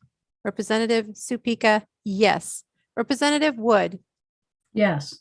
Representative Wood, yes. Representative Kinney. Yes. Representative Kinney, yes. Representative Harrington. Yes. Representative Harrington, yes. Representative Corey. Yes. Representative Corey, yes. Representative Dolph. Representative Dolph, absent. 6, 7, 8, 9, 10. Mr. Chair, 10 in favor of the motion and 2 members absent. Thank you, Karen. So the motion ought to pass is unanimous. And Sam, sorry, go ahead. That's fine. Sorry I didn't say this before. I don't think this changes anything for you, but it's because that we'll have the fiscal note attached to it. It will technically be ought to pass as amended. And apologies for not saying that before you. No, thank you for that catch, Sam. I appreciate that. Do we need to call a vote again, or are we okay with the ought to pass? Unanimous. I believe you're okay. Okay. But I will let you know if I was wrong about that. Okay. No, I think I'm going to defer to the senator on the other labor committee who says thumbs up. We are good. I will follow his lead and say thank you. We'll call it a vote. And I did want to note for the committee, I did receive the preliminary fiscal impact statement on the other bill that we heard on the same day. That was the other department bill from the Gambling Control Board. And I'm ready to review that with you if you want to throw that in right now, but no pressure. I just figured it would be an easy thing to check off the list. Yeah, we can go through that if you'd like. That's fine. What LD, for which LD was that? It was 1743. It's actually going to be very quick because the preliminary fiscal impact statement was just that there is no fiscal impact for that bill. And that was the one that amended the definitions for electronic table game. So it changed it from electronic facsimile to electronic table game. Yep. And No, I do recall that. Was that Representative Corey? I think did you have concerns about the fiscal note for that? No, I just wanted to see the analysis before voting on it, and that's why I voted no. I'd be, once I see the analysis, I'd be open to, potentially changing my vote. Okay, so there doesn't appear to be a physical impact. So are you okay with that, or do you want to? No, it was the Open analysis that I was looking to see on the bill. Sam had said that it would be produced, and I just wanted to see that prior to. I will say that we did a legal review following that hearing and work session, and I also, just looking at the language there, we didn't flag any concerns legally or technically about the bill. It's very straightforward. Is there like a sheet of paper? I can put one together and send it out to the committee if you'd like. Yeah. Yes. I mean, I would just ask one. The only question I would ask Representative Corey is if you're genuinely considering reconsidering the vote to make it unanimous, then I think that's great. We will definitely do that. I'm a little concerned though because we got a lot of heavy work in front of us. Yeah. No, I mean, it sounds like this is something that'll take a second once do you know what I mean? See. I do. Okay. Cool. I understand. I mean, it's better to have once we get to the chamber, it's better to have a unanimous report than a divided. I 100% agree. 100% agree. Okay. And I don't want it to block you from getting the information you want. I just want to make sure that we already took the vote. So I want to make sure that if you're genuine about reconsidering, then absolutely we'll go through and take that process. I wouldn't have said that if I wasn't genuine. I appreciate that, sir. Thank you. Thank you. Thank you. Okay. Thank you. All right. Any other questions for Sam?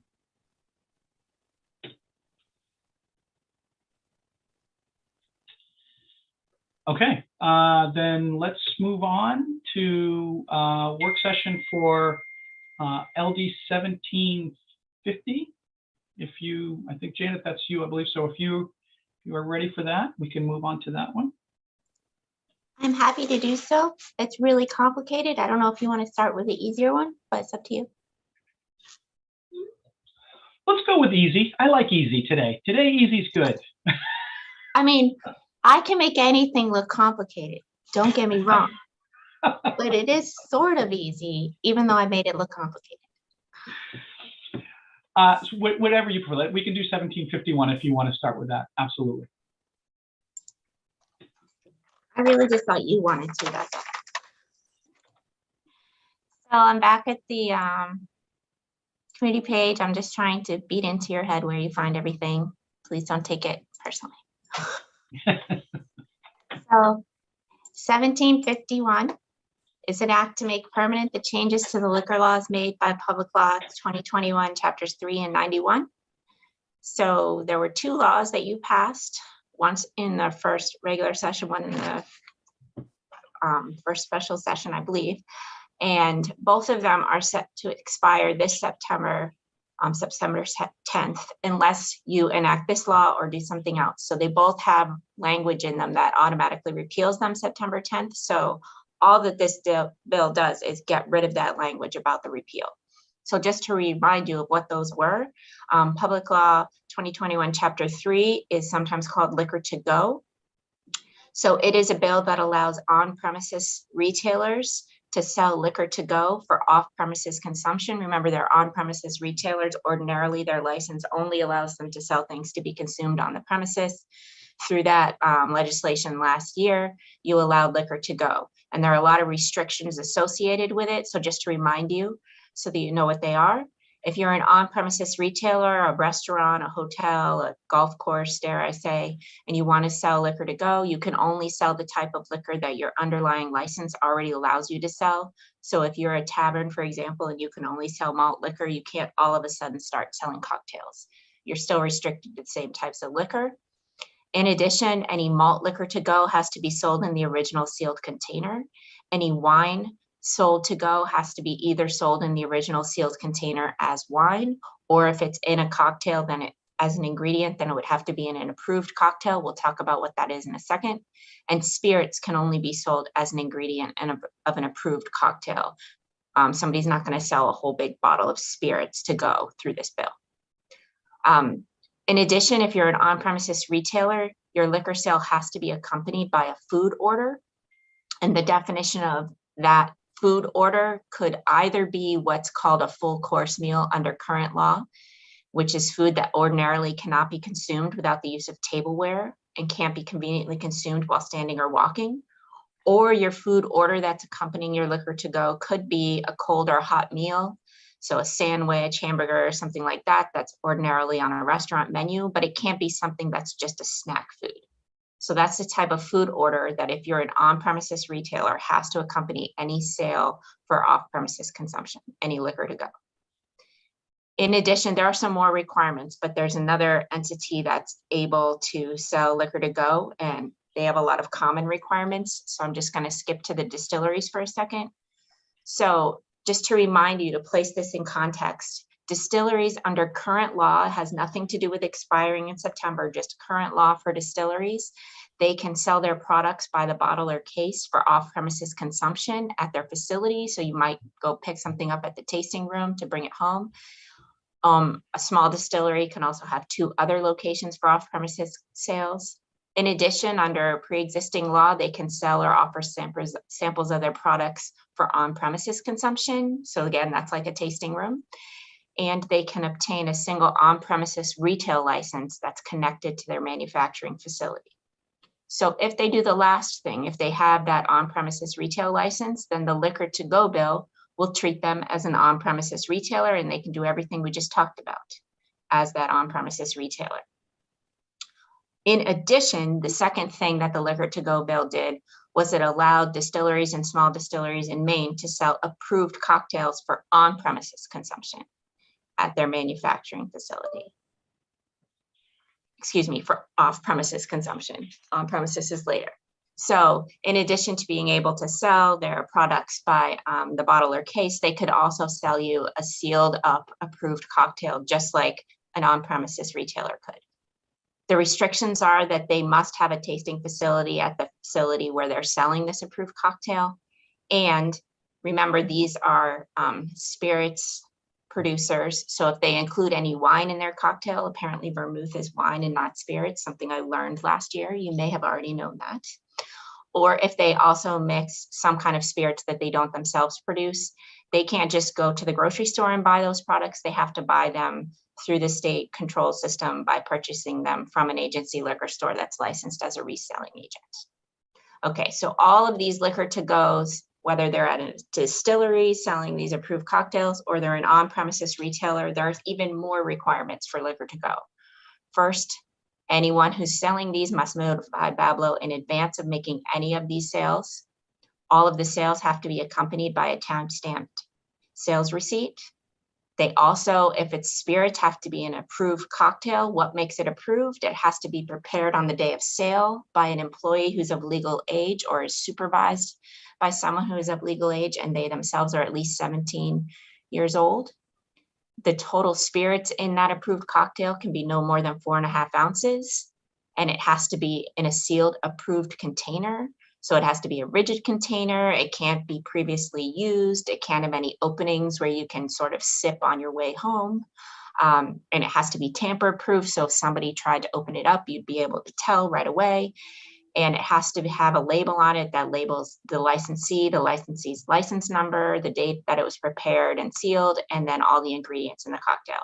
So if you're going to be selling liquor to go, that's a cocktail, these are all the requirements that are associated with it. In addition, if you are selling liquor to go and delivering it to the customer, you can do it right on your premises or at a remote location, but always the delivery has to be made by an employee or the licensee themselves. You can't use like DoorDash or something else. If the customer is at a remote location, the delivery person has to be at least 21 years old.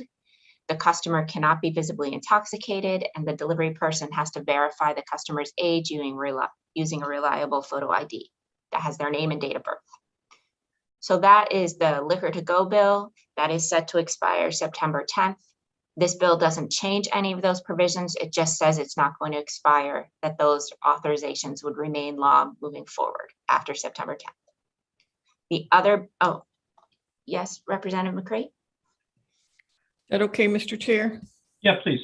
Thanks. Before I forget, Janet, I wanted to ask you, the section you were just talking about and all those restrictions and who can deliver, did we include, help me remember, did we include training? It's an employee of the retailer, so they would already be trained in the laws around checking ID, that kind of thing. I believe there are optional training programs. I think I would defer that to the gentleman from Babel in the room. I didn't review the training program requirements, and I don't want to say it incorrectly. Okay. But they do have to be employees. It can't be somebody else. So it's whatever the employee training is already. Okay, thank you. So the other bill doesn't have a catchy name like liquor to go. So I tried to come up with a catchy name, but it's not really catchy, which is the tasting room cocktails bill. So yeah, I know it's really catchy, right? So that chapter 91 from last year makes a new provision of law that talks about distilleries. So remember, we just talked about liquor to go. It allowed on-premises retailers and distilleries to sell these approved cocktails in these sealed containers for somebody to consume at home. After that, you were approached with an idea to also allow the distilleries to serve cocktails on their site for on-premises consumption, sort of in their tasting room. So they wouldn't just be giving samples of their spirits plain, they could also mix them in cocktails to see if the customer wanted to buy something to take home. So I'm just comparing here. The left-hand column is the liquor to go bill. You've already seen all of this, but just so that you can see what is it like if they sell under the tasting room cocktails, that catchy phrase, new bill. What are the restrictions associated with those cocktails versus the restrictions associated with cocktails to go? So again, it's just going to be main distilleries and small distilleries. They can sell these cocktails to go at their sites where they are already allowed to sell for off-premises consumption. If it's liquor to go, it's the approved cocktail, which has all kinds of sealing requirements. If it's liquor that's going to be consumed on premises, so that kind of cocktail, it doesn't have all the sealing requirements because you're actually consuming it on site. But it's always still less than 4.5 ounces of spirits. You have to purchase your spirits or wine that you don't make yourself through a reselling agent. It has to be sold and served by someone at least 21 years of age. And in addition, if it's in the tasting room and on-premises consumption, there is this restriction that it has to contain the distillery's own spirits. That has to be at least part of those 4.5 ounces. Other differences, like I said, the cocktails that are being consumed on site at the distillery don't have to be, they have slightly different things, so they don't have to be sealed in that approved container. There's no requirement about them being prepared on the day of sale or prepared by certain age employees. Those just were not written in the law. All of the delivery restrictions are very similar. However, remember here, when it's on site, it's you're delivering it at the tasting room. You're not sending it somewhere to someone's house. And again, it can't be served to someone who's visibly intoxicated. That's actually general law anyway in the title, and it applies equally to both pieces of legislation. Also, they can't give that cocktail to somebody at the tasting room who looks less than 27 years old unless they have a reliable photo ID. Again, that's current law anyway, and it applies equally to this kind of tasting room cocktail. And there's no advance notice to the Bureau required in this bill. So again, that's current law. This is the Chapter 91. That's about on-premises consumption at distilleries in Maine. So there are a few issues that were raised at the public hearing. Some enforcement concerns. In Balboa's testimony, it reported concerns from the CDC that there might have been inconsistent checking of photo ID to prevent liquor to go sales to minors. The Maine Public Health Association submitted testimony as well, expressing some concerns about the increase in alcohol consumption due to the pandemic and in potentially accompanying increase in daily and risky alcohol use and injury. They also agreed with the testimony that was through Bablo from the Maine CDC that there might be some insufficient enforcement because there are only 5 Bablo liquor enforcement inspectors.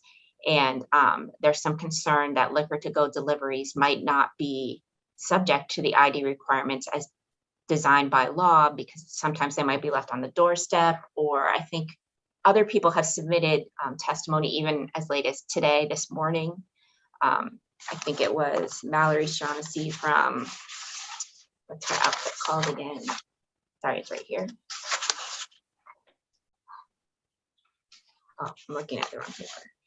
Alliance there for were- Addiction on Mental Health. Thank you. So welcome. there was some more testimony raising this concern as well, that there might be some inconsistent enforcement of the ID requirement, and maybe the people delivering, maybe even using their own IDs. I don't personally know of any of that. Those are just the concerns that were raised in the testimony. And then I would just point out, this is just a preview for the long liquor bill that's coming later in the session, that this is new legislation that was enacted last year. So that was enacted after that long Title 28A cleanup bill was already printed. So there would need to be some coordination between those two bills. That's really a concern for LD 1643. I wouldn't necessarily say do anything with this bill about that now, but it's just something to be aware of, that every time a law is passed and you have this large bill that touches most sections of the title, you're going to have to do some things to coordinate the two. We also don't have fiscal information on this bill yet, but both of the laws that this bill would extend had minor cost increase fiscal notes from the Bureau. That was the easy one. Thank you, Janet, for making it look so easy. I just wanted to remind you of all the details because you did have those concerns about enforcement. I wanted you to know what was in the bills already. Yeah, no, much appreciated. Discussion. I'll be voting against. Representative McCray. I think that. Thank you, Mr. Chair. I wondered if we could ask the director, I'd like to ask the training question and ask about enforcement, the concerns that we've had shared with us that Janice just went over. Absolutely. I'm bringing Director Minio in right now.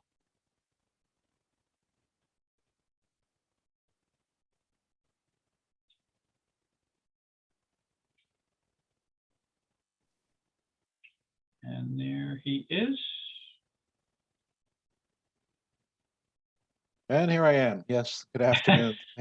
Good afternoon, Director. Thank you for joining us this afternoon. Thank you. Even though we all do this every day, all day, it still takes.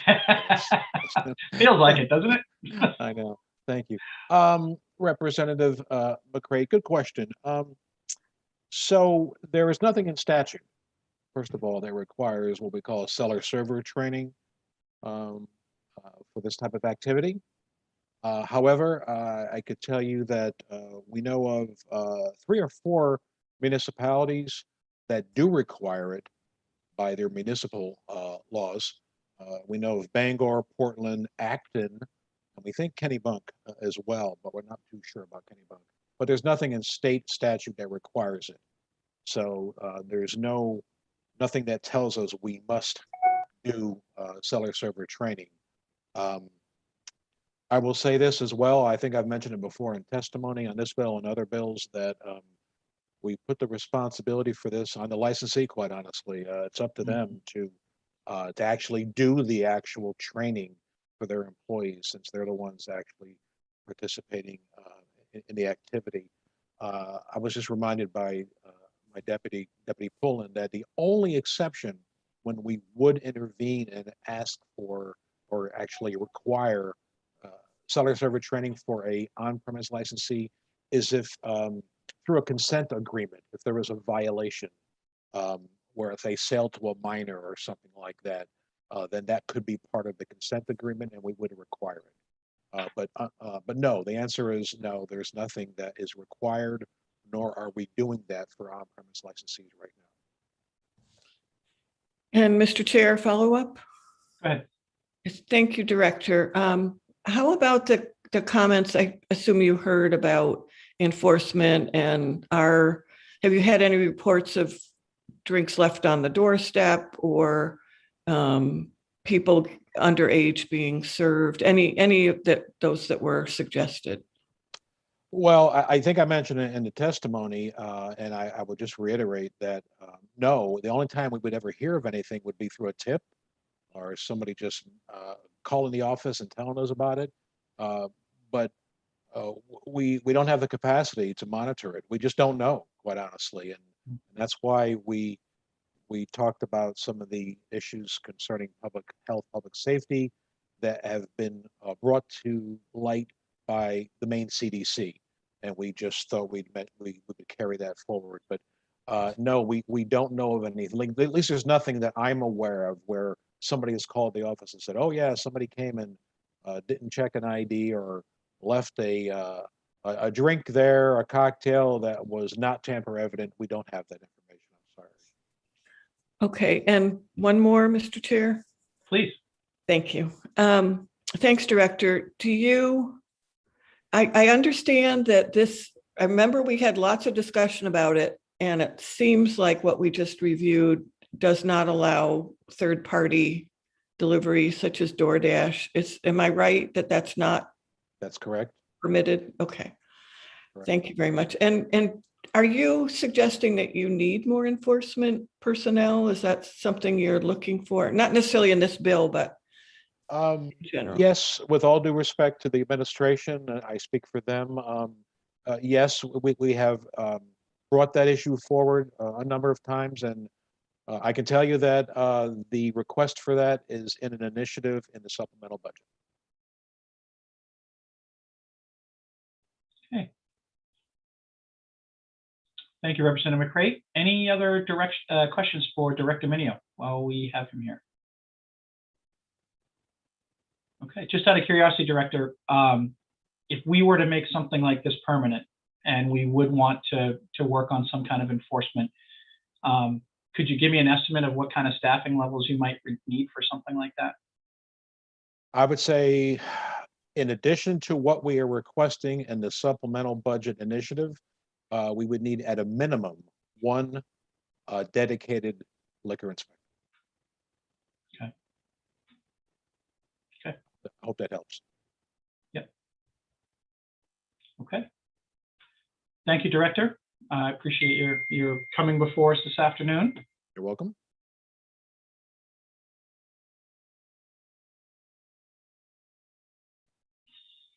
Any other discussion?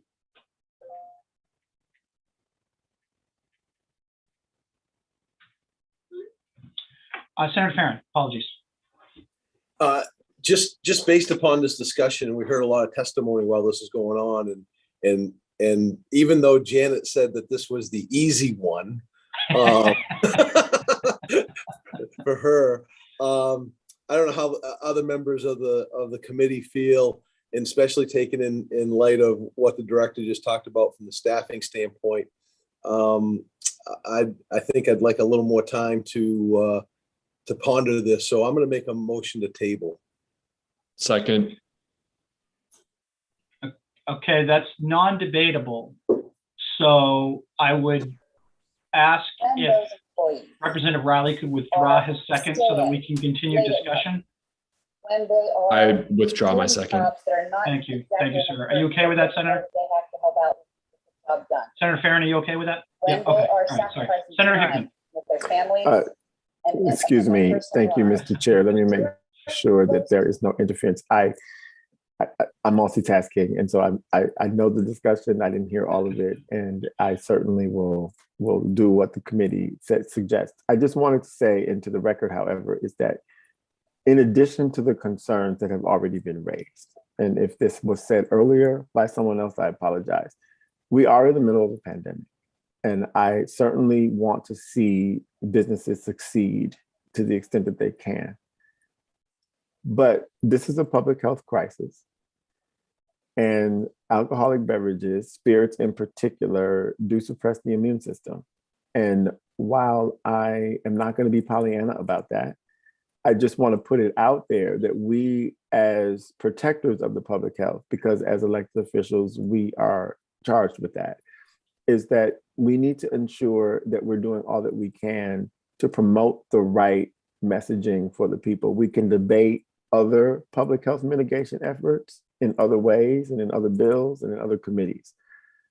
But spirits in particular suppress the immune system. And so I just want to say that into the record to say that even though the concerns raised by the public health agencies here is a little different than that, from what I understand, for me as a former public health professional, that's a huge issue for me. And we need to lead by example. And I certainly want every business to stay in business throughout this pandemic. And so when we get whatever we do today, if we don't extend this forever, but we extend it for another discrete amount of time in order for folks to get back on their feet business-wise, we always have to balance economic interests with the public health. And I think that one of the ways to do that is to not necessarily make this permanent going forward, especially if we don't have the staff to enforce the liquor ID laws. So thank you, Mr. Chair, for allowing me to weigh in. Thank you, Senator. And I would concur with that. I think it is a balancing act between public health and supporting local businesses. I think when we have clear data that points to necessary action, public health should supersede every day, all the time. I'm a firm believer in that. I don't know if we really have any strong data really on either side. It sounds like to see whether the public health impact is there, but certainly we understand the enforcement is going to be a challenge. So I would definitely support the tabling motion, but I would be like the committee to kind of think about two things really. The first thing is how do we want to approach the differences with the large bill that's coming in? Do we want to adjust them here to align with the 1643, or do we want to just pass this through and then have 1643 react? And I would love some input from Janet on which would be the easiest for her. So how those two are going to align, or how that's going to align, I think would be critical, number one. And number two, what would be a good date to set out? Because I do think that if we are going to make something permanent, in fairness to Bablo, we need to make sure they have the resources to be able to enforce this. I think it was done initially as a stopgap, as an emergency measure to try and help businesses stay on their feet during a pandemic. We're still technically in that situation, I believe. So I think it's a little premature to end the program, but I am a little hesitant to make it permanent without really digging into the ramifications and the costs of implementation of it. So Janet, if you want to address the 1643 now, if that's easy for you. If not, we can put it off until the next session, or the next work session that we have with us. I'll leave it. I'll defer to you, whatever's easiest. If this bill were to pass and actually get chaptered, then you can just make amendments to it through 1643 to make everything match up. If it doesn't get all that way through the process, but some version of it might be going forward, we could just make the provisions match. So the language match, and then hopefully that would work out. But it may be inevitable if there is liquor legislation being considered this session that some small conflicts will be created. But that's the kind of thing that a typical errors bill is for. Yes. So we could I would make a note to the file and make sure whoever staffs judiciary in the future would know about that, about the kind of things that this committee meant to be what came out at the end. And then we would try and work that into the errors bill if the judiciary committee is amenable to that. Yeah, no, I think that makes sense. I just want to make sure we're not creating more conflicts and more challenges and more work. So, and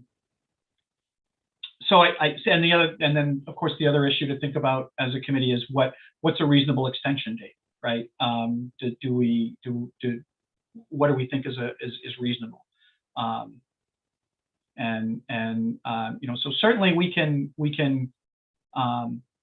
take that up, I think probably another work session would be good to take that in. I know there's a motion on the floor from Senator Farren to table. If there is no other discussion, I want to make sure everybody gets a chance to put their 2 cents in.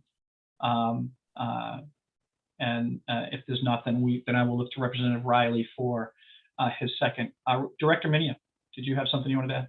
Well, I just want to say that when you're looking at this as an extension, I'm sure you'll do this, but please pay attention to seasonality with our on-premise licensees when they have the opportunity to do the best with what they have to work with. We know we have 2 seasons in Maine. This is just my editorial on this. I'm throwing this in. I hope it's okay. Think about the summer season and the winter season for our large number of on-premise establishments. That's where they really do the best they can. So think about that. That was my only point to the committee. Hopefully that's okay. Thank you, Director. Okay, any other discussion from the committee? And if not, then I will look to Representative Riley. A second. Thank you, Representative, for your flexibility, and Senator Farren for deferring as well. So motion on the floor is to table. It is non-debatable. So Karen, if you would please call the roll. Actually, you know what? Let's not call it. Let's do our hands. Let's do hands. That should be easiest. All those in favor of tabling, please raise your hand and hold them up for Karen so she can count, please. Can't see you, Senator Farren.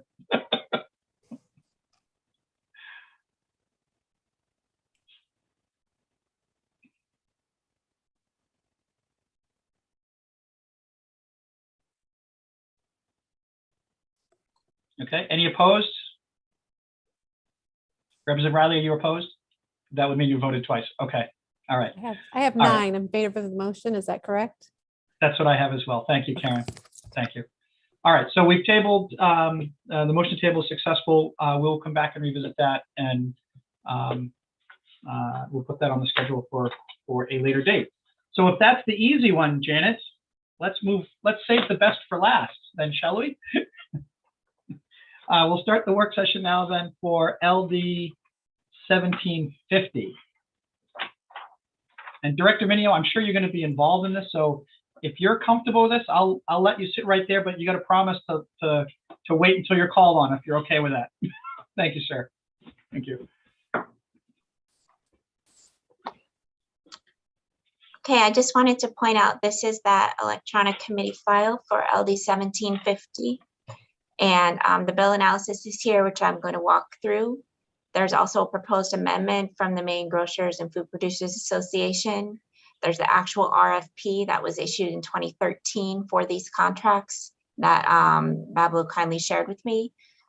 As well, there's the Spirits Administration contract that's currently in effect, as well as several amendments to it are posted here as well. And then there's the current Spirits Marketing contract. So Bablo shared those with me and I posted them online for you to review as well, to the extent that they may help you as you consider this bill. So I was told that it might be helpful at this first work session. I assume it's a first work session, but maybe you all have a deal and that's great. To sort of walk you through what exists now in the law about the spirits contracts. So that's what this is designed to do. It's a little lengthy, but I just wanted everybody to know what all the pieces were. And unfortunately, I can make everything complicated, so I made things too long. So this is a concept draft. It doesn't have anything actually in it, but it does propose to set broad parameters for the state's next spirits contract bidding terms, as well as for affected industry members such as agency liquor stores and Maine distilleries. So the current law governing the spirits contracts is in section 90 of Title 28A. That's been posted online, but you can also just click on it here if you want to look at it later. And it directs the Commissioner of the Department of Administrative and Financial Services to develop a request for proposals and request separate bids for the purposes of awarding 2 10-year contracts. Although the contracts must be awarded separately, the law does provide that both may be awarded to the same bidder, and indeed they have been awarded to the same bidder under current conditions. So the two are, the first contract would be for warehousing, distribution, and spirits administration. This is commonly referred to as the spirits administration contract. And the other one is for spirits trade marketing, or the spirits marketing contract is how I labeled it when you look for that contract that I just showed you where it's posted online. So under the statute, there are certain requirements for the request for proposals. First, the RFP must disclose the state's target gross revenue profit margin over the contract term. It must instruct bidders to propose the scope of operations the bidder will provide and the fee for that service, which should be expressed as a percentage of the revenue generated by the wholesale business. It must direct bidders to indicate any intent they have to use subcontractors and to identify them. And it must inform bidders that they can propose incentives, so those are incentives for themselves, that are intended to encourage responsible growth of revenue and enhanced efficiencies in the services provided. So that's in the request for proposals. There's a little footnote down here explaining that these triangle bullet points are intended to show you that this is something that affects both contracts. Little circle typical bullet points are going to show you something that only affects the one type of contract being discussed there, just so you can kind of keep it straight. And all this highlighting I'll talk about later. It's that big long liquor bill fixing language. So those are language cleanup in items. They're not important for the purposes of this bill at the moment, though. So as far as the spirits administration contract, that's what the request for proposal has to say. But then there are certain requirements built right into statute about bids for that contract. First of all, the bidder has to affirm that neither they nor their principal officers have or hold a direct financial interest in any license or permit in this or any other state for the distillation, bottling, or manufacture of alcoholic beverages. Again, like it said in the request for proposals, they have to identify services or operations for which they may use a subcontractor. And something specific to the spirits administration contract, they have to demonstrate their financial capacity and access to capital to maintain their operations. They also have to demonstrate their capability to provide adequate transportation and distribution of liquor to agency liquor stores, and demonstrate their warehousing capabilities and propose bailment rates for liquor and related fees that will be charged to liquor suppliers. Because remember, this is administration, warehousing, and distribution contract. Similar to the trade marketing contract, they have to demonstrate that the bidder and their principal officers are of good moral character, and they've not been found to have violated any state or federal laws about liquor or alcoholic beverages. In addition, to get the spirits administration contract, the bidder has to demonstrate knowledge of either the wholesale liquor business or the alcoholic beverage industry or a related field. And then there are several more requirements. These are italicized, and I'll explain that in a second.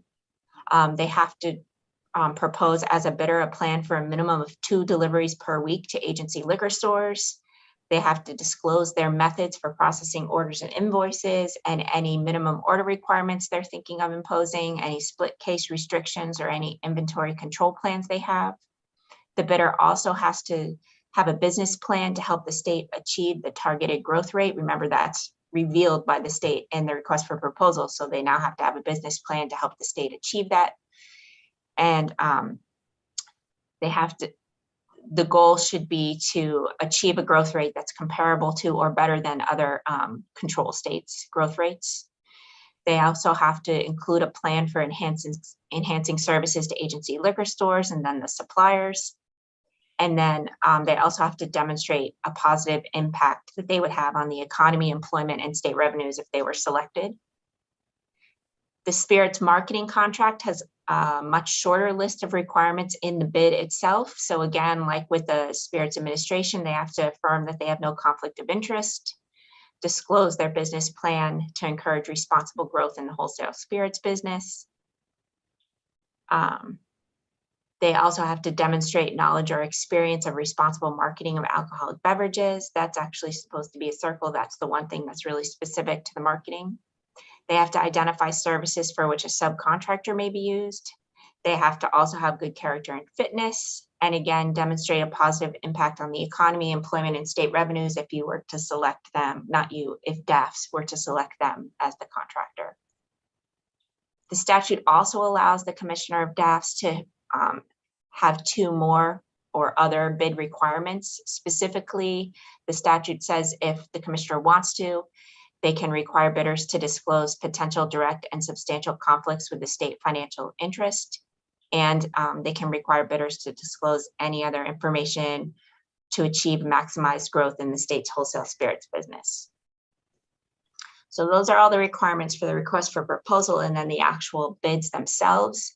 The statute also gives direction about how to actually award the contracts. So as far as the Spirits Administration contract, there are certain contract award criteria. So first of all, DAFS is prohibited from contracting with a bidder who also holds a license in this state or another state for manufacturing or bottling of spirits. They have to choose the best value bidder under regular contracting and request for proposal law, which is in Title V. And I looked, and that just, it doesn't define best value bidder, but it talks about you picked the bidder that gives the best value to the state. And they would do so by applying all of the criteria that has been laid out above of the types of things that the bidder has to submit with their bid. So you would apply those criteria and decide who's the best value bidder. If you were DAFS and you were picking between all the bids. But any of the items that are italicized above, there's specific direction in statute that DAFS may not consider as a cause for disqualification for consideration any weakness in or inability to demonstrate proficiency in any one of those italicized criteria. So those are supposed to be considered as far as the best value, but if you failed one of those tests, that's not supposed to disqualify you from getting the contract. After looking through all of the bids and looking through the contract award criteria and selecting a bidder, the statute also does impose some mandatory criteria before DAFS can actually execute the contract. So the contract has to provide state revenue from the sale of spirits to be predictable over the contract term. The contract that's developed also has to provide for maximizing revenue from the sale of spirits that would be achieved through the efficiency of services or profit sharing or both. The contract has to establish standards of efficiency and quality of operations. The bidder has to demonstrate the services that will be enhanced for agency liquor stores. When the contract is being signed, there has to be some minimized disruption to agency liquor stores because, for example, you might be switching who's doing the distributing. So that's mandatory in the contract. And the contract must also contain provisions that allow the Bureau the authority to approve bailment rates and related fees. Remember, those are fees for storing the products at the warehouse until they're shipped out to the agency liquor stores. The contract also has to require the person who wins the contract to submit an independently audited annual report to BABLO, and then BABLO then shares that with this committee. The contract must allow for ongoing performance standards review, allowing identified deficiencies to result in contract amendment or nullification. So some of the performance review criteria are achieving revenue growth rate comparable to the average rate in other states that are control states, transparency in annual reporting and conforming to the reporting requirements. So those are review criteria that BABLO would apply. And then whether they're responsive to the needs of agency liquor stores. And in addition, the contract must prohibit the awardee from distributing spirits to establishments licensed for on-premises consumption. So remember, we're a control state, and the Spirits Administration contract gives that entity the authority to have the warehouse impose the fees for that to do all the distribution. And all of that is then sold by the state to agency liquor stores. And those agency liquor stores, in turn, if they have a separate license as a reselling agent, would then do the sales to the on-premises retailers. Those sales are not made and those deliveries are not made by the spirits contractor.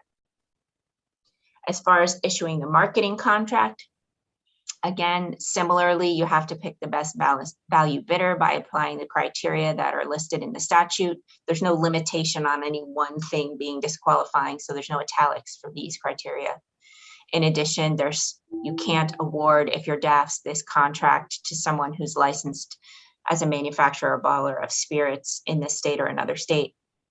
And similarly, you have the annual report requirements when you execute the contract, the performance review requirements, and the prohibition on selling spirits to someone licensed for on-premises consumption. Now, these are the marketers, so they aren't going to sell spirits anyway or distribute them, but that's part of that contract requirement in statute as well. So those are all the rules in current law that exists about the contract itself, but the pricing of spirits was also raised in a lot of testimony. So I just wanted to review for you. We went through spirits pricing extensively last session, and we can do it again. I don't mind, but just sort of a summary. Several provisions of current law do establish the state's authority to set the retail and wholesale price of all spirits sold in Maine. Just as a preview for that big liquor bill, LD 1643, there is some cleanup language to all of those statutes to make it clear, because although it's definitely clear in current law that the state sets the retail and wholesale price of spirits sold in Maine, there's a little bit of contradiction in the language about whether it's BABLO or the Liquor and Lottery Commission. So that's all set to be cleaned up in LD 1643 if you proceed with that bill. But what it would do is make clear what is current practice. And current practice is the State Liquor and Lottery Commission establishes the retail price. They do so based on recommendations from BABLO, but it's the commission that establishes the retail price. And that price is the price that you or I would pay if we went to an agency liquor store to buy something for off-premises consumption, a spirit product. Or it would be the price that a restaurant or a bar, say, would purchase that spirits product from the agency liquor store that's licensed as a reselling agent. That's the price they would pay. That's the retail price. So that's established by the commission. The Bureau itself establishes the wholesale price, which is the price paid either by the agency liquor store when it purchases the spirits from the state, or that is paid by a distillery. So a distillery, even though it makes its own product, it might even sell it right on site. It technically sells that product to the state first. And so the wholesale price is the price it purchases it back from the state at that price. So how does it set the wholesale price? It sets it as a discount off of the retail price that was established by the commission. And that discount rate, or percentage off of the resale price, represents the profit that the agency liquor store or the distillery will earn when it sells the spirits. The higher the discount rate, so the higher the discount off of the retail price, when you as a retailer buy it, the higher the profit you're going to make. Under current law, there's a minimum discount rate for spirits sold by agency liquor stores at 12%. Current law does allow the Bureau to establish graduated discount rates above 12%. And they do so in rules, and in current rules, which are linked here if you want to read them. There are two minimum discount rate levels, and they're based on the price of the product, the retail price. So if it's above $25 or equal to $25, there's a 14% minimum discount rate, and then a 12% minimum discount rate for lower priced products. In addition, the Bureau has established some incentive-based increases to discount rates for agency liquor stores that meet certain growth targets.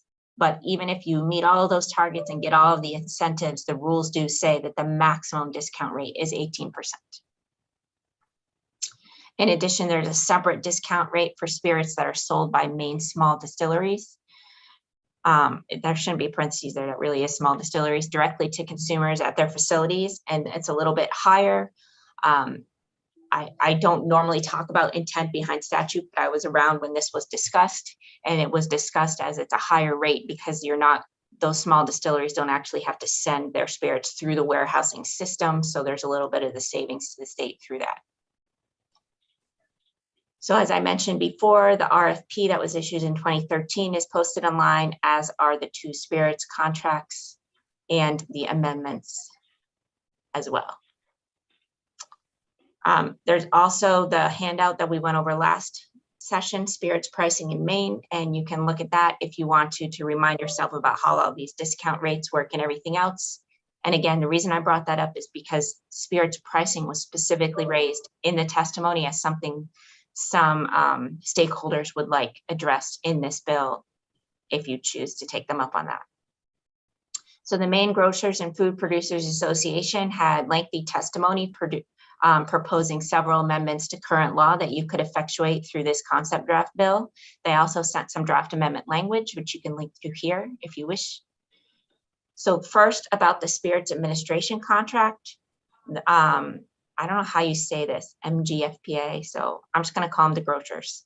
So the grocers propose first that you increase the minimum required deliveries to agency liquor stores from 2 to 3 per week, but only for certain agency liquor stores. It's, I think that they mean ones that have certain growth volumes, but they could probably explain that better than I can. They also wanted you to require bidders for this contract to disclose their plan for replacing or crediting stores for any damaged, outdated, or broken products. It wasn't clear to me either in their testimony or in the proposed language whether that would be damage that was discovered upon delivery or also, excuse me, in-store damage. I raised that because it's talking about outdated products. And again, I didn't know if that meant if it sits on the shelf for a while and then it becomes outdated, you have to take it back and give it credit. I just wasn't clear on how they wanted that to work. Maybe clear to everyone else, in which case I apologize. They also proposed that you require the bidder to propose incentives for agency liquor stores that purchase full cases or pallets, or for pre-sale offerings. I'm not exactly sure what that means, as well as other discounts to optimize supply chain management. They propose that you require the bidder to propose a plan of incentives to encourage the responsible growth of revenue and enhanced efficiencies. If you remember, I don't know why you would, because I've been talking for a long time, but earlier I mentioned that current law says that DAFs can tell bidders that they're allowed to propose these incentives.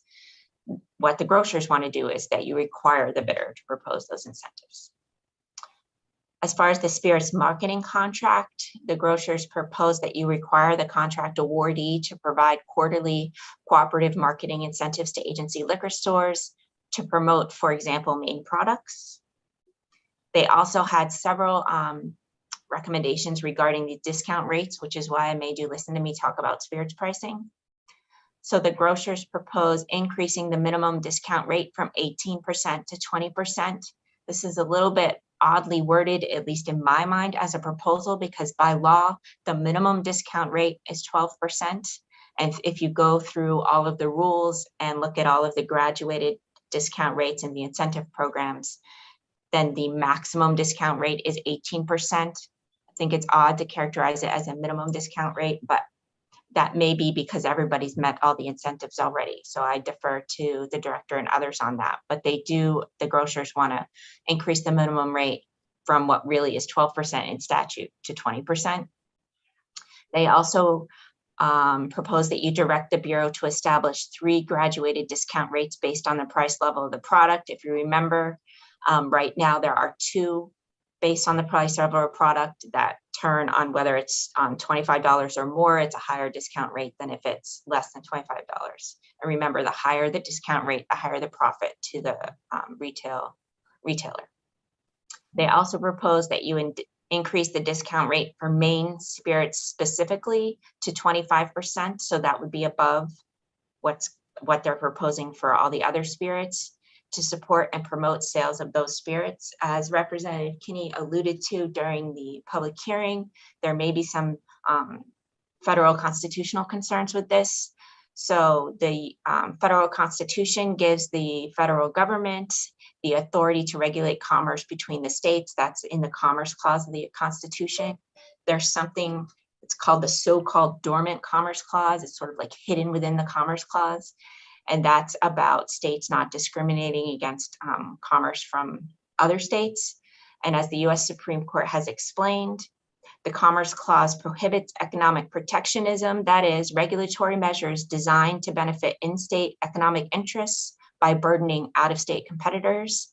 Thus, state statutes that clearly discriminate against interstate commerce are routinely struck down unless the discrimination is demonstrably justified by a valid factor unrelated to economic protectionism. And that's a quote from a case from 1994. I don't know that it's ever been challenged, but one example of a potentially valid factor for having different treatment of in-state versus out-of-state products might be, I don't know, I'm just positing here if somebody were to challenge it in court, the fact that the small distilleries have that higher discount rate right now because they don't have to send their products back through the system. There is some savings achieved to the state through that. So perhaps that might be seen as valid. I don't know if just because you want to promote the sale of the spirits, that seems less likely to survive challenge if it were challenged in court. And again, it would have to be challenged for us to know the answer to whether it's a problem. I'm not a judge, I can't tell you. Some other proposals from the grocers are, they would like you to designate in the spirits contract statute that agency liquor stores have the sole authority to provide direct to consumer.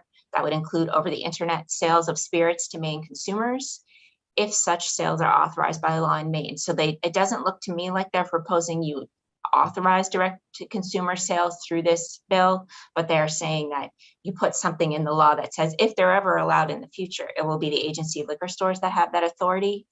I would point out that we have a carryover bill, LD 1358 from Senator Stewart, which would propose that it's the distilleries themselves, whether in-state or out-of-state, that be able to engage in direct sales to Maine consumers.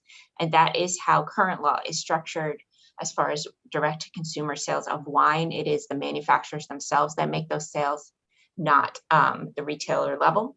That doesn't mean you can't differ. I just wanted you to know sort of the background here. The grocers also propose that you authorize the department to negotiate a contract extension for up to 3 years. It's a little unclear to me when you look at both the proposed amendment language and the testimony, whether they want to allow the terms of the contract to be modified during that extension period. I think they do, but that would need to be clarified a little in their proposed language. It also isn't clear to me whether they're saying there could be multiple extensions, because they talk about an extension or a 3-year extension. So that sounds like one, but I think they might be proposing multiple, but you could clarify that with them. Product pricing, they also propose that the Bureau set the minimum retail price for certain allocated items, which they describe as items of limited availability for which the market may yield a higher price. I would point out that, as I mentioned before, the State Liquor and Lottery Commission sets the retail price, not the Bureau. So I'm not really sure. I think they might mean the commission here. And also, I would suggest to you, if you want to adopt this, that you might want to put some definitions around what allocated items are, just so that everyone's clear on it. Sales incentives. The grocers propose that you require the Bureau to adopt rules biennially governing sales incentives for agency liquor stores to promote social commitment, responsible sales growth, and enhanced general fund growth. And they would like you to consider changing the sales incentive rules from major substantive, which is what they are now, to routine technical rules. So currently the Bureau can adopt major substantive rules establishing sales incentives to agency liquor stores. It doesn't specify that it has to promote these specific things, however. And also, as you know, because you've seen major substantive rules come before you before, if something is switched to routine technical, then it won't go through this committee or indeed the legislature's review. Ordinarily, the Bureau could just adopt those changes. Since I worked on this bill analysis, I had some communications from DAFS and Bablo with some concerns about whether you would want to really give them authority through routine technical rules to change some prices and the sales incentives for agency liquor stores, because that would change the revenue to the state. And do you really want changes to revenue to the state to go through routine technical rules rather than major substantive rules that come back and have fiscal notes attached to them, for example? So that's something to consider. The grocers, they have a lot of proposals. They also have some proposals about reselling agents. So they want to prohibit on-premises retailers, those are your restaurants, your golf courses, your bars, etc., from purchasing products from reselling agents using a credit card or any other method that would impose a payment fee. And they also want to prohibit any seasonal on-premises retailers from returning unused products to reselling agents. Those are all the grocers' proposals so far. Split Rock Distilling had some testimony with some proposals as well. They wanted to allow agency liquor stores to sell and ship products directly to consumers located in other states. As you may or may not remember, there was a bill that was enacted that went through this committee last session that clarified in the law that if you're a manufacturer and you make products and you want to sell them directly to consumers in other states, nothing in our state's law is going to stop you as long as you're following the law of the state where the customer lives. So I think that Split Rock Distilling is saying, make it clear that agency liquor stores can do the same thing as long as that's allowed under the law where the customer is located. Maybe clarify that agency liquor stores can do those direct sales as well.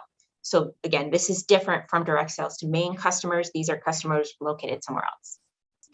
They also had some suggestions to continue to improve the pricing and listing processes for spirits. They didn't give specific suggestions, but they did not think that that could maybe be improved through this bill. And they also proposed adopting marketing and pricing incentives for Maine distilleries. I don't necessarily see constitutional concerns with marketing for Maine distilleries. I think the state does a lot of marketing of Maine products, and I don't know that those have been challenged successfully on Commerce Clause grounds, but there might be some problems with pricing incentives. Again, I can't tell you for sure, I'm not a judge, but I would suspect that someone could raise those questions. RSV Discount Beverage sent in some testimony after the hearing, proposing combining the spirits administration and trade marketing contracts into one contract, and also changing when the term ends to make sure it ends during the winter and not during the summer sales season. I did have a few questions for you. First of all, at the hearing, the Bureau suggested that it may wish to issue the RFP as early as this June. If that's true, you may want to consider an emergency preamble on this bill to make sure it's effective in time. There are some potential conflicts with the large liquor bill. And I would point out that if you have this bill right before that's before you now, and it just really amends section 90 and maybe touches a few other sections, you could do that through this bill, wait on the large bill, and then just you could just match in the large bill whatever changes you make here.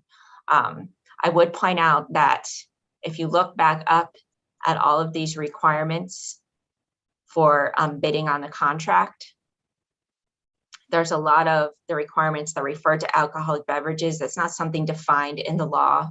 So the subcommittee that worked on that big Title 28A bill looked through all of the uses of alcoholic beverages or liquor in this statute and specified, when did we really mean spirits and not all types of liquor? When did alcoholic beverages mean spirits? When did it mean all types of liquor? So it really analyzed like every word in that statute, not for policy reasons, but just to make sure the words were accurate. So I've highlighted them here. You can see the explanation of what that subcommittee proposed, and it's all in LD 1643. But I just wanted you to know that that's why those words are highlighted. Those words were all examined very carefully, and suggestions were made to clarify what they should say through that other bill.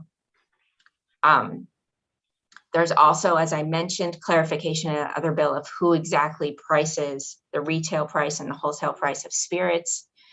And it affects many other provisions of the title. So we just have to watch both bills closely to make sure whatever comes out of them matches. I think that may be the easiest way, if you have substantive bills before you, to decide what you want in them, and maybe make sure that any kind of technical changes in the other bill match, so that you make sure they're not creating new conflicts unintentionally. You may need to leave some of the substance out because you want the substance to rise and fall with the substantive bills. Those are the types of things that the errors bill that goes through the Judiciary Committee can fix in another session if that sort of thing happens. That's my thinking now. That may evolve as I talk to other people in the revisor's office, et cetera, but that's what I'm thinking now. Senator Hickman also does have a bill that was recently printed. I think it's scheduled to be heard next week. It's an act regarding rulemaking and pricing under the Bureau of Alcoholic Beverages and Lottery Operations. It does have some requirements for major substantive rules around pricing. And to the extent that this bill before you about the spirits contracts affects pricing, you're going to have to think about 1906 and how you want to decide between the two as vehicles, or put two different proposals in them. You just have to think about that because they both may affect spirits pricing. I think I've spoken long enough. I'll be quiet now. Thank you, Janet. That was very thorough as always, of course. Discussions. Senator Hickman. Thank you, Mr. Chair. Let me make sure that you have no background noise here. Yeah, I do have a bill in, but I just want to say that despite the name of the agency, there is no definition for alcoholic beverages anywhere in statute, and we use it frequently. And so I honor Janet for bringing that up in this particular conversation. And I know that, I don't know if we're voting on this today or not, but the point is that we have to be very cognizant about keeping clarity in the law across the board, no matter what we do with this particular bill vis-a-vis any other legislation. But liquor, spirits, wine, it's all defined. Alcoholic beverages is not. And so I just want to make sure that before we do anything, we definitely address that recodification, if you will, of what we call errors and consistencies in Title 28A. So thank you, Janet, for that. Thank you, Senator Hickman. Representative Corey. So I am 100% in favor of Senator Hickman distilling all of that information down, offering an amendment into his bill to fix all of this and presenting it from us as a solution. Thanks. Any discussion or questions for Janet on the analysis? No. Okay. Any other broad discussion? All right. I've got a couple questions for Director Minio, if you would, please. So there are a couple points brought up. The first one was in terms of the 1 versus 2 contracts. Do you see any benefit of combining the 2 contracts, or would you be opposed to doing that? Or what's the purpose for separating them out now? Well, I can't go back in time and tell you why in particular they were separated. I believe 2013, when the framers, if you will, were putting all this together, I believe it was 1 contract, 1 RFP. It ended up being 2. We think there's benefit. We would advocate for 1 RFP, 1 contract, 1 entity performing all of the requirements. I just think NAC now and working with this model for 7.5 years, if we were working with 2 vendors right now, knowing what is done, what is expected and deliverables on the trade marketing contract, I think it probably would have been clunky, to be honest with you, with 2 vendors working for the state as its client, because these 2 vendors would have to be working very closely together on this. They're very much intertwined. So we would support 1 contract, 1 RFP, 1 contract. And if you would, Director, are there any concerns about any of the bidders not being able to be qualified to do both, and maybe that's why they were split out? I don't think that was the case. It predates me. I don't think that was the case. No, I think we would end up with qualified bidders on this, even if it's 1 RFP, 1 contract. Okay. Thank you, Director. Senator Hickman. Yes, thank you, Mr. Chair. I do have a question for Director Minio, and that is outside of the analysis around the Dormant Commerce Clause, which, yes, the Supreme Court has ruled on. I don't agree with their decision, but that's okay. They may change their minds if the appropriate case comes before them. So notwithstanding all of that, do you have any objection to some type of promotion within this contract of Maine Spirits that has been presented in the analysis? Well, okay, good question. I'd like to just remind the committee, and I think Janet touched on it, that there is already a concession being made at 20, I don't have that number in front of me, the discount rate? 22.75. 22.75. Essentially what that means is that the Maine distillers get a bigger piece of the pie. right now. So they do. We are not opposed to continuing that. Does it put us in some sort of harm's way with the dormant clause, and maybe more specifically, Janet, Granholm, which some of you may know about, possibly. I don't know. I'm not a constitutional lawyer, but we have been exercising the business based upon that. Well, like I said, for 7.5 years now, it seems to have served us well. Thank you. Yes, sir. Thank you, Senator Hickman. And I guess around that minimum discount rate, I mean, obviously, the grocers are advocating for a higher minimum discount rate. That's more profit to them. How does Bablo set that now in terms of making sure that their price points aren't so high that we're driving sales to other states, let's say, or on borders? What is the process for determining whether that's 12% or 18%? And then do you think that it's good at the discount level that it's at, or should we look at exploring adjusting that? Well, okay, so we're talking about two different things that are kind of related, though. So discount rate, just again, is the profit or the margin to the retailers. It's based upon currently 18% of the shelf price, price at the time. It started at 12. 12 was the minimum. So I agree with Janet's analysis and her comment on this, that the Grocers Association, in referring to the 18% as a minimum, really not the right word. Right now, 18% is the maximum, because by rule and the incentive plan, I can go back and look, I believe we have had 4 increases over the past 7 years, where by rule, because the state's sales have increased appropriately, all agency liquor stores got a bump, basically. And it went up accordingly. It could be a 0.75% or whatever. And it started at, like I said, at 12, and then at the minimum, and then it went up accordingly, and now it's at 18 for all categories, all price categories. Now, you talk about price, the shelf price, as you've mentioned, is that it's recommended through our pricing formula to the commission. Commission accepts or approves the listed item along with that shelf price.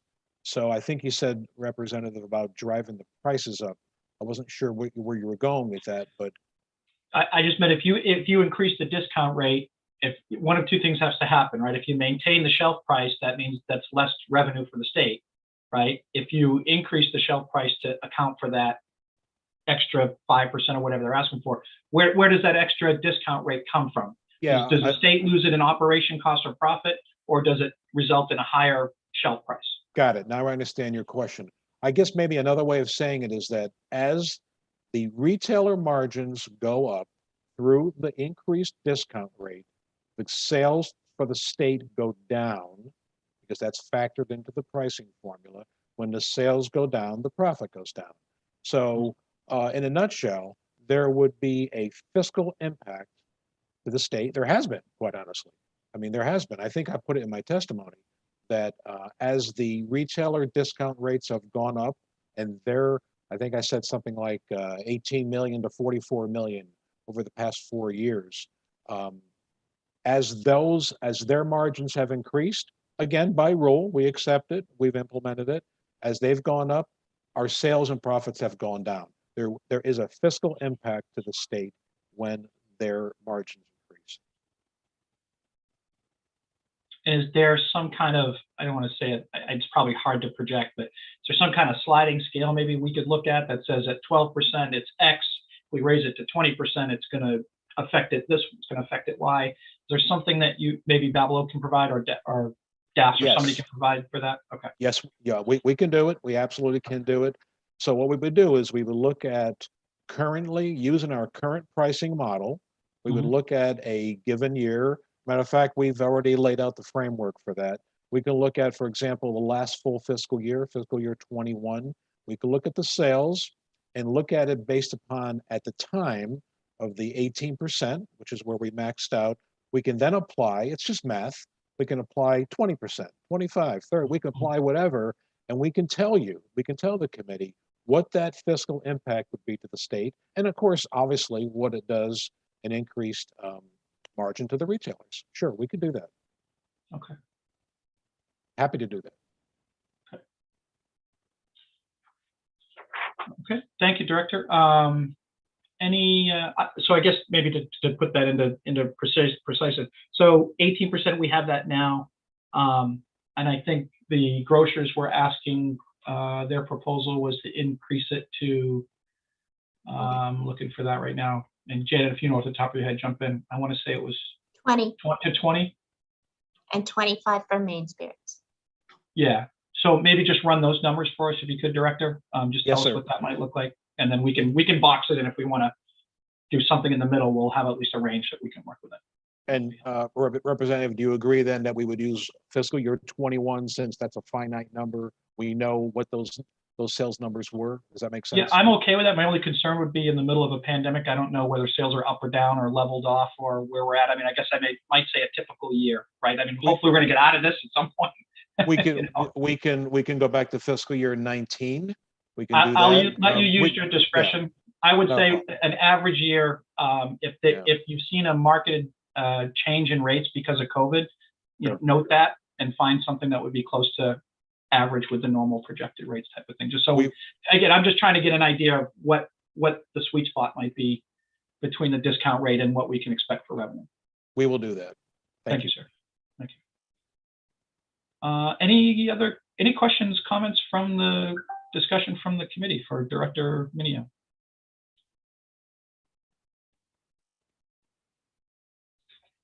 All right. Seeing none, thank you, sir. Appreciate your time this afternoon. Any further discussion at all regarding 1750? I know that was a lot of info. Janet did her usual amazing job of breaking it down for us to monosyllabic terms as best as we can understand it. So lot to digest for sure. Representative McCray. Thank you, Mr. Chair. I want to suggest a judgeship for Ms. Stocco. We might have to refer that to another committee, but I would certainly sponsor that. But that would mean we would lose her, though, Representative McCray. We don't want that. Well, later. Right. Yes. When we're done. I'm not qualified. I guess my question is just a reminder of the timing of the contract. I think we already said that, but when does this have to be done? When does it expire? Yeah, I just sent Director Minio out because I thought we were done with him, but I think Janet made the question about whether we need it to be an emergency statute or not, depending on when they'd like to do it by. Okay.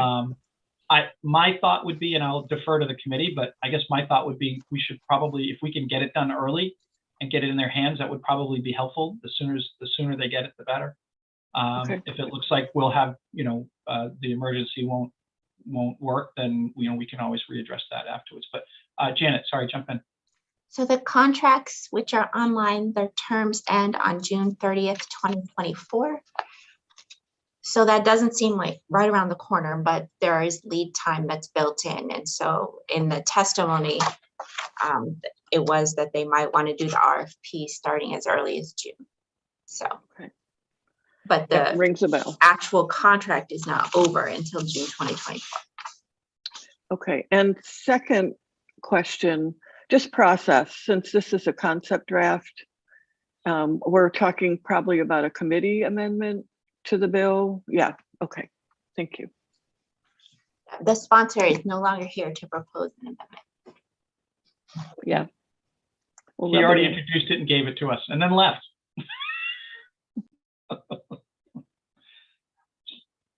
Any other questions or discussion?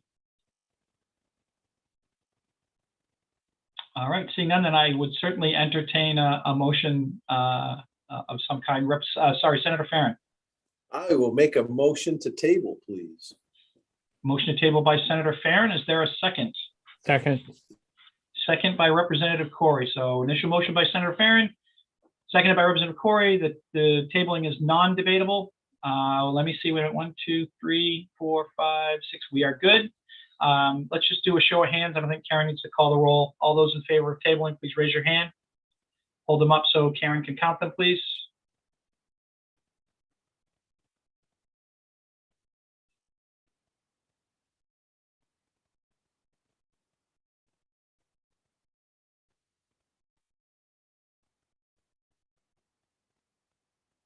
So it's an exercise, Karen. I didn't need to go to the gym today.